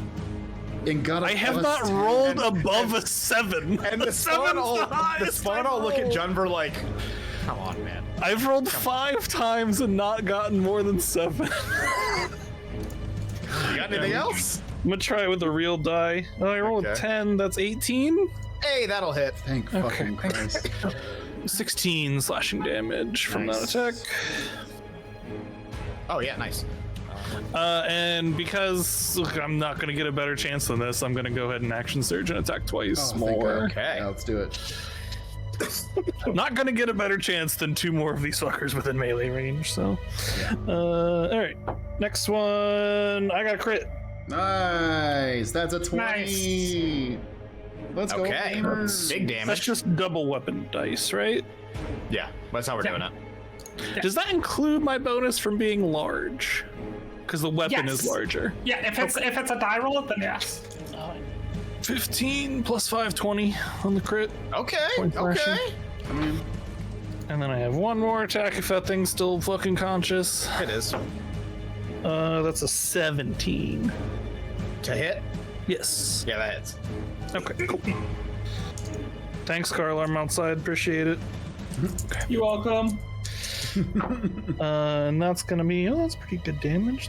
18 damage on that one. Okay. Okay. The one in between you and Alistair. You know, I kind of almost don't want to say it because I don't think it really makes sense thematically, but I'm going to say it. It looks worse for wear. Yeah. I'm gonna. It's droopy and goopy, you know? I'm gonna retcon that. It doesn't look worse for wear. It looks exactly the fucking same as when you started hitting it, but you can tell just on like the way that it like moves and that like shifty sort of like nature of it and like that flickering, not quite real material that it's made out of. It is weaker. It is less tied to reality than it was when you started this fight. Nice. Okay. Okay. Did that use my bonus? It didn't use my bonus action, so I am going to second wind and heal some as well. All right. Okay. Welcome back from the fucking edit. Alistair, take us away. Well, the problem is all of them are in our fucking faces now, so fireball is not looking like a good idea. Still not throw a fireball. I mean, hey, Fireballs you got left. wouldn't be the first time I got hit by a teammate, so Yeah. You can also cast mass healing word and heal us and the unconscious person and maybe save Chiron an extra turn so he can get his ass out here. doesn't sound like a terrible idea. Yeah, I might do that. Because I think me and Ash are also half health. I'm also Well, slightly higher than half health, so Yeah, You're all right. fuck it. I'll cast. shut up, Jason. I'll cast mass healing word to anybody on in this group that is damaged currently. Fulfill is full, so it's just you guys. Yeah, and the gentleman in the barn. If I was like here, Chris, would that be good enough? Oh yeah. Sorry, I didn't see your ping. Yeah, It's gotta absolutely. be like a window. If or you make something. it to like fucking like here, I'll be happy. Can I also say that I Starsky and Sludge? Wait, were you in? Starsky and Hutch slide over the fucking. Starsky and slut? Excuse you? Were you melee? Please. Were you melee with the dog? The spawn? He was, and I also forgot to read a thing. So you'll have to excuse me on that. Oh no, it doesn't apply to you. Carry on. Cool. Attack of opportunity. Ooh, yup. 19 plus whatever the fuck that hits you. Yeah, it definitely hits me. Fuck. Cloudrin. Oh, Sure. Yeah. I would like him to hit his teammate right next to him, thank please. Christ. Thank you. Handsome. Thank you. No, a 19 hits. Yeah. It hits his buddy for. Oh, that's really funny. I don't like it. I don't like it when you say that.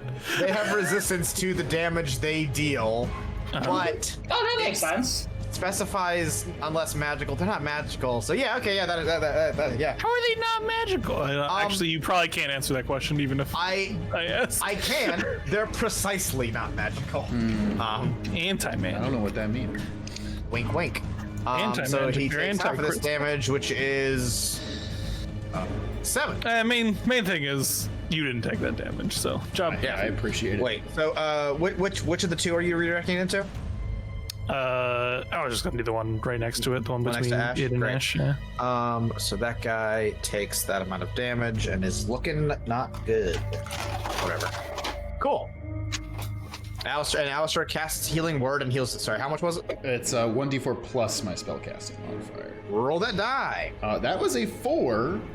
Nice. Which is plus 4, so 8 to everyone involved, Great. including Jabroni on the floor. Yeah, that affects where he's at. I'll talk about it when I get to Chiron's turn. Ashbaw P. Ramnorants. That is Does not my middle the name. P stand for Powell? No, it stands for Prij. Go on. Oh.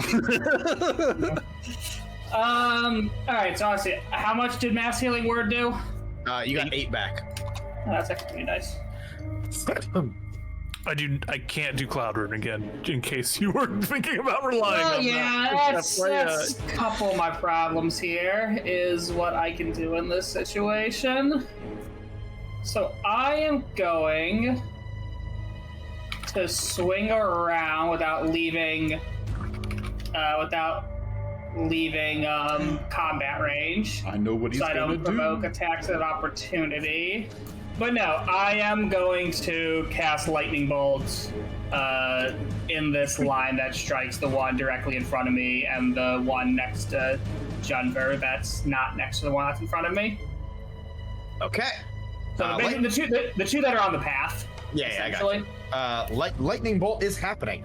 Lightning bolt is happening. They have to make a dex saving throw from 15. Okay. Both of them fail. Nice. Well, sorry. What's the set? What? 15's the save? Yeah. Yeah, they both fail. God, that's actually crazy because they have really good decks. Yeah, both of them fail. So, Prij or Ashball, you once again go to aim your lightning bolt, and just like before, with when you attempted to fire, or not attempted, you succeeded in firing your magic missiles, they part and sort of like try to rupture away from the damage. But can I have an Arcana check while you're casting this? Yeah, you certainly can. It's a 16. You notice something particularly strange about the way the lightning passes through them. So they part and almost like make a hole in themselves that the lightning can pass through. But as the bolt is flying through them in just that, you know, that split second, you watch as they are almost retracted into it, as if they are like sucked into the lightning as it passes through them, and it erupts and hits both of them. What's the damage on this? Oh, a dead 30. Even 30. Okay. Fuck yeah. That amount of HP. Also remember, I do straight up launch this like spirit gun. Yes, of like course. Like spirit gun, like 100%. I absolutely do it by fucking spirit gun motion. As God intended, you fucking spirit gun the shit out of these guys. You send them back to the Yu Yu Hakusho spirit realm. And as they sort of like are say hi to Botan for me. And as they are sort of pulled and like reeled and constricted back into the lightning bolt, the first one flat out explodes because nice. Hell yeah. And that do I get it? Do I get any of it on me? Yes, you do. That's gross. So does everyone actually over here at least. Thank God I moved last turn. Yes, it explodes and it's gross and sticky and not like it doesn't. Burn is the wrong word for it, but like it's like when you touch something very hot and you have that instant sensation of no, I'm off. I gotta get away. Like have to like it's that fight or flight, that gut instinct. You just need to get this off of you because it's bad. And that's gonna be necrotic damage to all of you. Sorry, no, it's not. It's gonna be a Constitution check from all of you, which Phil's gonna roll. Save, yes. Sorry.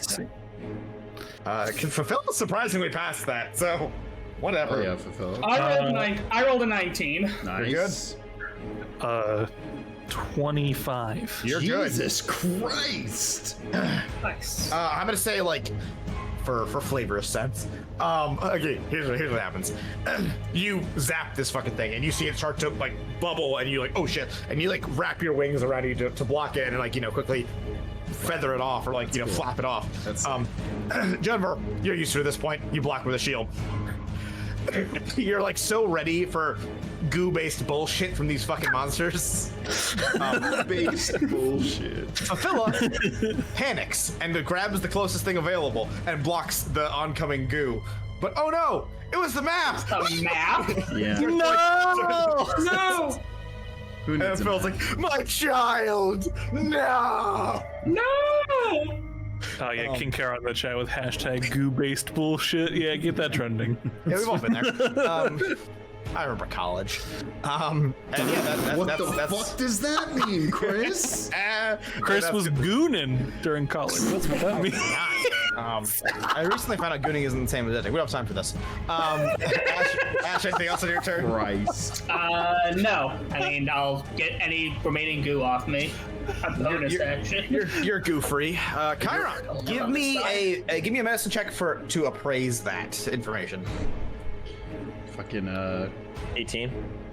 Okay, I'm gonna say with an 18 and with 6 seconds, blah blah blah. Yeah, just the bloom of magic that sort of like resonates through as you're working. And I'm gonna say for flavor's sense, it's almost like as you're working that like bit of tune of magic comes along and it's like a surgeon listening to music while they perform surgery and you're able to patch them up a little more efficiently. Nice. And like wrapping up some more of those wounds and closing them with sutures.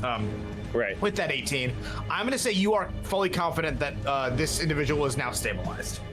Nice. I will say, when I cast a spell, looking through the window at Chiron and this person being like, "We need you out here, Chiron, if you can."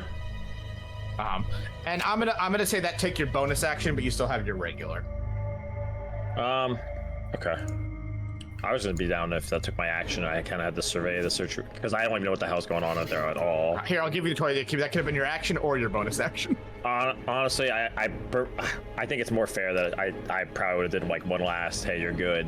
I would have ran out here, grabbed some fire, because I'm pretty quick, run back, and then Annie's a tiefling too, and cauterize the rest of the things. And I'll use that as my action to flavor. Cauterize a tiefling's wound. I don't care. It sounds cool. Sure, who cares? It's like going like a fucking bathhouse for them. I assume. Yeah, no, I'm down with that. I think it's like cool. one last comfort thing. I do love the logical questions that D&D emerges like that. That's where good. it's like last time it was like you tried to cast a spell, like a mind spell on a warforged, and it's like, does that work on a robot? They are sentient. I don't know. I'll use my last bit of movement to kind of go out here and kind of like start just getting eyes on like what's going on. My favorite is, does that work? I don't give a shit. It's cool, and then we move on. That's correct. Dungeons and Dragons. Yeah, I'll just down here. Okay, and then it's gonna be one win. Yeah. To rule them all. Okay, so real life Elise is having problems deciding, so I'm gonna yell in character over to the rest of y'all. Yo, y'all want a snake or a bear? A snake? Or a snake bear? Or a bear?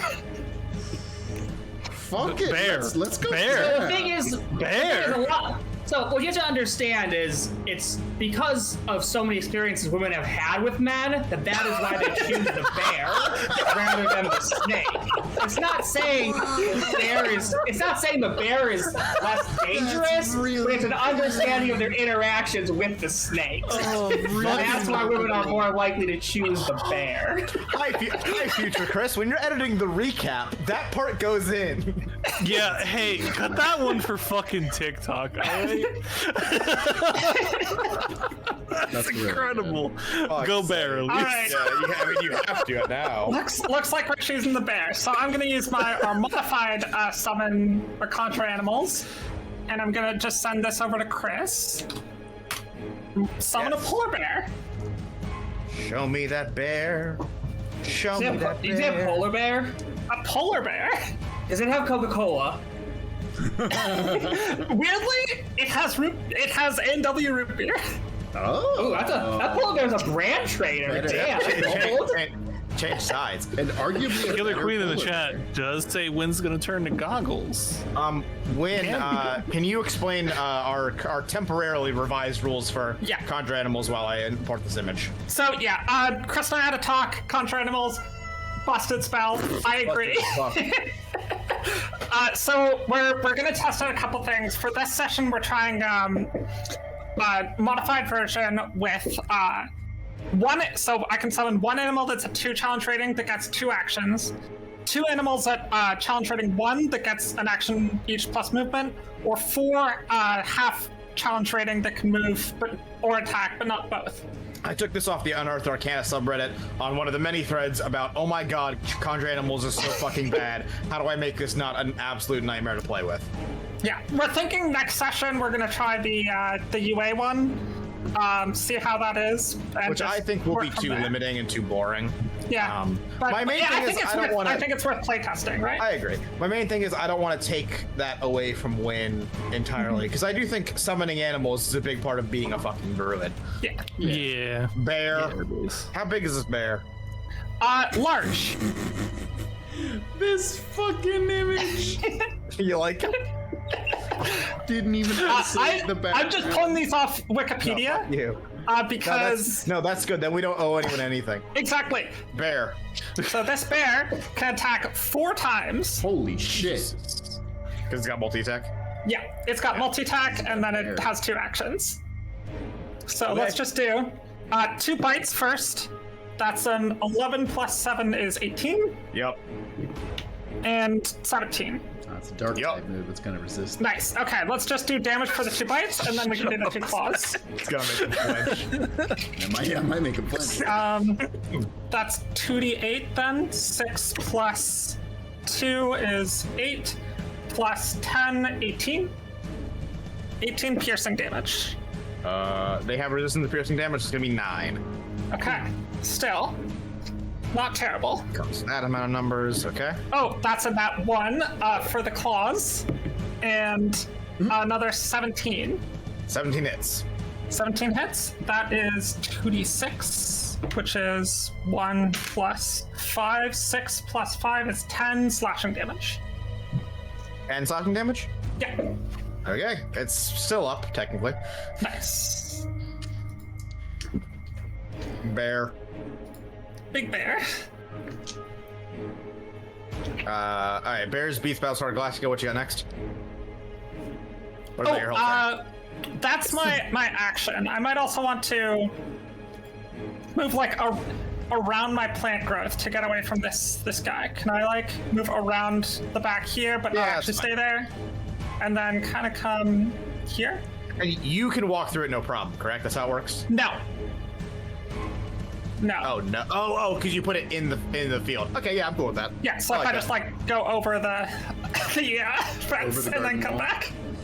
Yeah, so also, the same joke. Let's go. God. Also, I'm not able to drop concentration on that. But if there's anything, if you want, this is your call. Wait, sorry. What are you asking me? Make like the plant growth fade away. Because you're summoning a thing and that breaks concentration? No, it's not a concentration, so I can't drop concentration. I just don't want it anymore. But there's no. Bad. You grew those plants. Exactly. So I'm asking Chris to be nice, basically. Quite literally, you reap what you fucking sow. Okay, here's how I'm gonna give you two options here as flavor. It can be as you summon bear time, you dispel the plants. If you do that, when this thing goes, it's going to be able to gun at you because it's not going to have the limited movement anymore. Yes. Okay, you cool with that? What was the other option? The other option is the plants stay up. Let's do the first option. Okay. Just leave the plants up. Why, Elise? You don't want to leave the plants up? Because Chiron will be able to do shit. Easy. Yeah, I want Chiron to be able to do things, and I can take an attack from this guy. Oh, so Chiron's allowed to move. I'm mobile. Chiron's allowed to move. It's not difficult terrain. Yeah. It surpasses. It just sucks your movement. All right, is everyone done with their shtick and I can roll dice? Yes, yeah. Cool, this thing's gonna attack Junver over here. Please highlight. Great. I saw it. You're good. It's gonna multi-attack you, so incoming 2 attacks. It's fine. Oh, those both definitely fucking hit. Your AC is not 24 minimum, right? No. It's not. Okay. It's not far off, but it's not. Yeah, great. Okay, number 1 attack is going to be 15 damage. Whew. Number 2 attack is going to be 10 damage. It is then going to multi-attack you with claw and tail on the second attack. God. That's wait. Claw definitely misses. How was the first one not multi-attack? Didn't we do that? Whatever. Wait, what are you asking me? Did I get hit twice with the first Yes, one? it's multi-attack. It's multi-attacking twice. It's doing the same thing you did. Okay. Yeah. Okay. Oh, okay. It's attacking twice is the actual answer. That's fine. Yes. And I think no. Okay. The second claw attack passes, but the tail attack succeeds. So you're going to be taking this amount of damage. You beating a 22 3 times? Eat my ass, Chris. Correct. Well, it gets a bonus because both of these are attacking you. Can still eat my ass. Yeah, sorry about it, Chico. The last amount of damage is 13, and can I have a con saving throw? It's not great. 14. 14. Yeah. It swings and wraps its tail around your leg, and then just flat out in the simple sense pulls, and you fall. No. And you are knocked prone. Okay. That's fine. It's not a grappler or anything, right? No, it's like swinging your leg. It's fine. I'm fucking huge. So if there's a grapple, I get significant advantage over it. That's fine. Yeah, but it's not grabbing you in like a strength sense. It's like slipping it between the crevices of your armor and like. Yeah, no, that's. I was just double checking to make sure I didn't get more dice than there's fuckery afoot here. That's fine. And that's gonna be that one's turn. And so Fulfill is gonna shoot it with a crossbow. That's gonna fucking hit. Let's go. Pop off. Do more than the damage you did last time. Nope. 3. 4. Wow, exactly the same. That's unbelievable. Okay, whatever. Fucking huge 8 damage being put out by Fulfill in this fight. And this one It's actually a huge waste of time. Oh shit. Okay, no, you know what? It has to do. Rules is written, motherfucker. So as Junver is knocked to the ground, this one moves to pounce on top of Junver, and I'm gonna give the bear an attack of opportunity here. Nice. That hits. 18 plus 7 is 25. Okay. Yeah. And here's the funny thing is it doesn't matter what you roll because it has 1 HP. Nice. Oh, thank you, Let's go, bear. The other It one. goes to like leap up and grab at Junver, and the bear just goes, nope, boom. It's playing fucking rebound defense. Noisy buckets. Technically it did 9 damage, but What level is the bear? Two, or counter rating 2. It denies the rebound and slams this motherfucker. Nice. And it is going to do its rupture, and it's going to explode. And it's going to hit both Junver and Bear. Is that a con save? That's a con saving throw. con saving 17 this time. Oh, bad. 2. What would Junver get? 2 17. plus 3s. Junver, you're so prepared for this. Wait, when you're knocked prone, do you have a disadvantage on saving throws? Not con. Great. I think Dex. Yes. Yeah, you just cover your mouth and you're fine. The bear is going to take 16 necrotic damage. Jesus fuck. 16 necrotic hurt. Yeah, you don't want to breathe that in. No, nothing for saves when prone. Attacks have Advantage against you. Yeah. unless they're ranged, in which case they have So disadvantage. that guy's dead, which leaves this guy to go. And he is just going to whip that fucking fireball thing at Chiron and Elise and win twice. Oh, that can hit both of us. Fuck. 10-foot radius. That's an attack, right? It is a spell attack, yes. Okay. Okay, number 1. Whiffs so unbelievably hard. And next one is, that's gonna hit both of you, I'm almost certain. You said yours is 19? Yeah. It does hit you, yes. Okay, yes, that hits both of you. I'm gonna cosmic omen. Whoa. Ooh, El- subtract 2 from that. You are good. Wait. Nice. So it's still gonna hit Chiron? Correct, it's still gonna hit Chiron. I'm more worried about you taking the con check, but Exactly 20 damage. Whew. And can I have a DC 16 Constitution check? Oh, that's funny. Do it anyway. oh shit, the implications. What does that mean? I got a 12. Okay, you fail it. In the instance the target fails a Constitution check, they fail to maintain grip on whatever items they are holding. You're fine though. You're a monk. Yeah. Okay. I don't have any weapons. Nice. I'm not holding anything. Well played.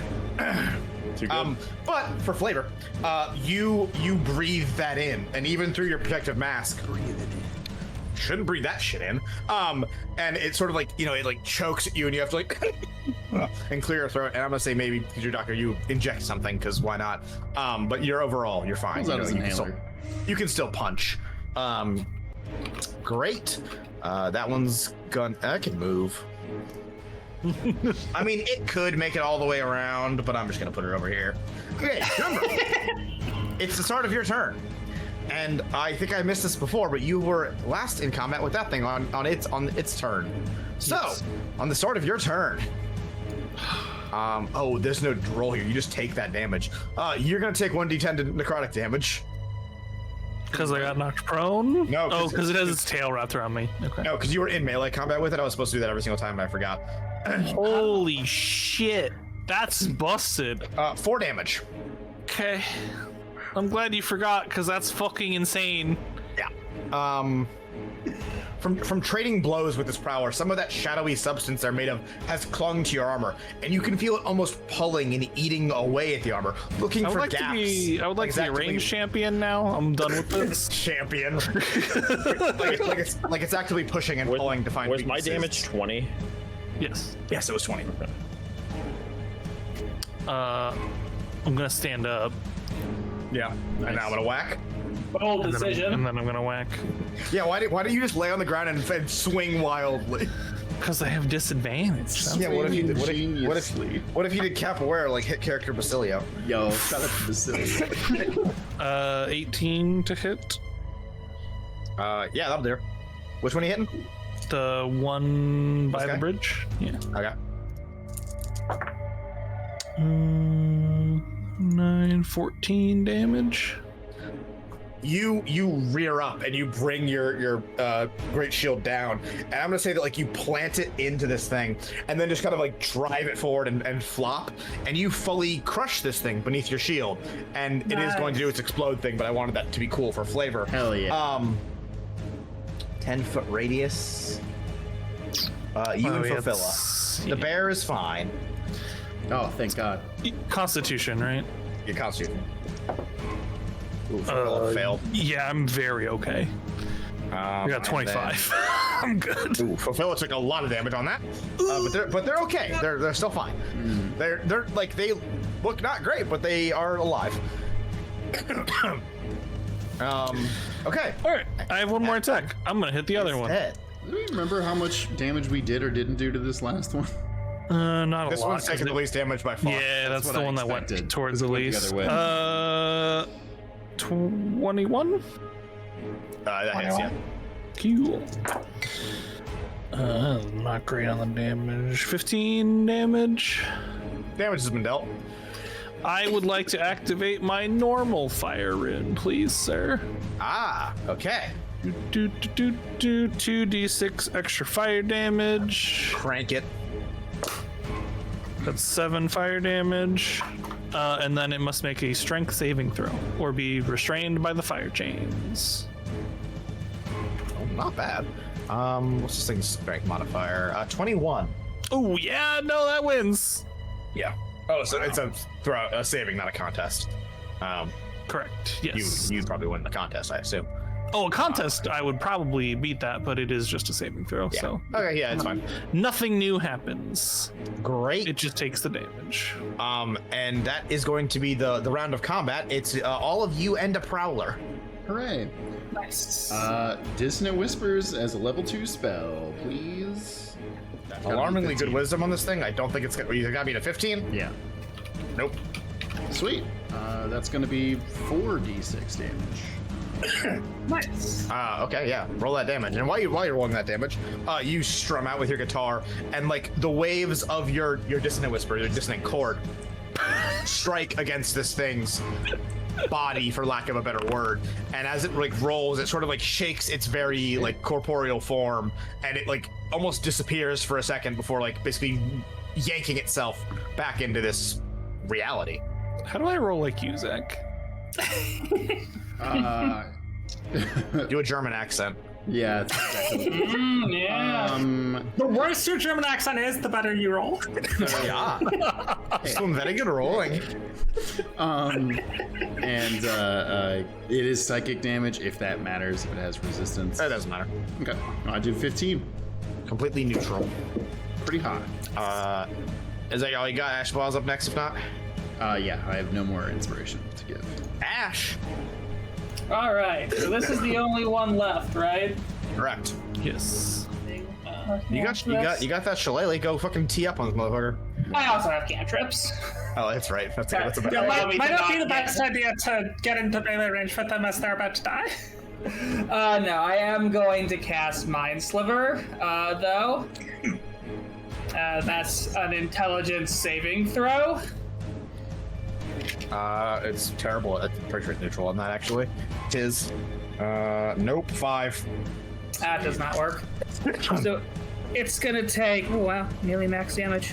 11 damage. Wow. Okay. 11 psychic damage, and it has to subtract 1d4 from its next saving throw before the end of my next turn. So if it has to make a saving throw before I'm up again. I would be alarmed if we made it that far. Yeah. The rest of my turn, I'm just gonna move next to Phil and ask if he's okay.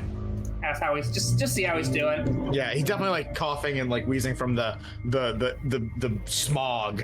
And I'm gonna say, yeah, you can go like help him up and like. Yeah, help him up. Let him know that we just about got it. Actually, I'll actually say, Philip, we can handle it from here. Thank you for your help, but feel free to retreat and hide. And like he's like, yeah, okay. Sounds good. Come on. How's the little doggo Spano doing? How's he looking? You weren't here for this earlier, like you were inside the thing, like you're here. Right. Thing. Sorry, I was very. muted. It's Just very fucking flickery. hit it, Chiron. It's very flickery and uneven now. Like it's clearly struggling to maintain its form. I would say. I saw that thing explode on you and a fucking bear. I don't know if I want to go up and punch it. Just start throwing rocks at it. So You're a monk, improvised weapon. Right. I'm gonna grab like a torch and just toss it at this guy. From like, I'll just scoop up some firewood and just a plank and just like toss it at the thing. Alistair, you threw fireballs after, right? After the fires were extinguished? Yes, he did. He threw the fires are on. It's fine. Okay. So you improvised weapon, roll your dice. Yep. A 15 hit. Does not. Ooh. Okay, that should hit. 24. That hits. 5 damage on the improvised. God damn it. Okay. Wow. It's still alive. Win. Hi. Please kill this thing. You want to just let the polar bear go, maybe, and then just. Yeah. Please. I'll let you sub the polar bear for your turn order without losing your turn in case you somehow don't kill it. Yeah. That works for me. Great. Let's just do 4 attacks. Yeah. You're. Hit. Oh my god. Hit. All right. Roll a die. Just roll 14. Yeah, dead. It has literally like 2 health. Oh, sorry. That's lots of damage. Great. Is it more than 5? 20. Yeah, much more. How would you 20. like to do that? Oh, How do you I think do that, the actually? bear will like latch onto, like jump, pounce on top of it, grab it, and like wrestle like A spider. like a bear doing a bear version of a suplex to like roll it over. Yeah. A bear hug, if you will. A bear hug. Yeah, a bear hug. Exactly. Junver. Before you, the bear, we'll call him Goggles. Goggles the bear rears up and just sort of like slams its mass on top of this prowler, and then it starts to do that thing where if you've seen like an animal kill something, where it's just like clawing and biting and like yanking at it, and you're like, okay, calm down, Jesus Christ, holy fuck. It's a little too intense, and then it explodes. Nice. And then it gets Constitution check from the bear. 17. The Junver. You're fine, Junver. Nice. That is 14.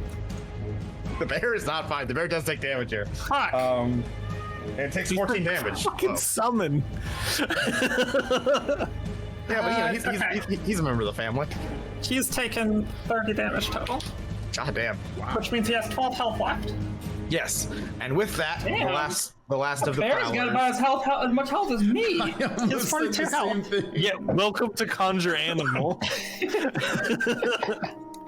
And with that, the dust settles in the more little into smog, and with that, the farm goes from that crash and clatter of combat to a soft but uneven stillness. Wynn, I see you've moved yourself into the area of the airship.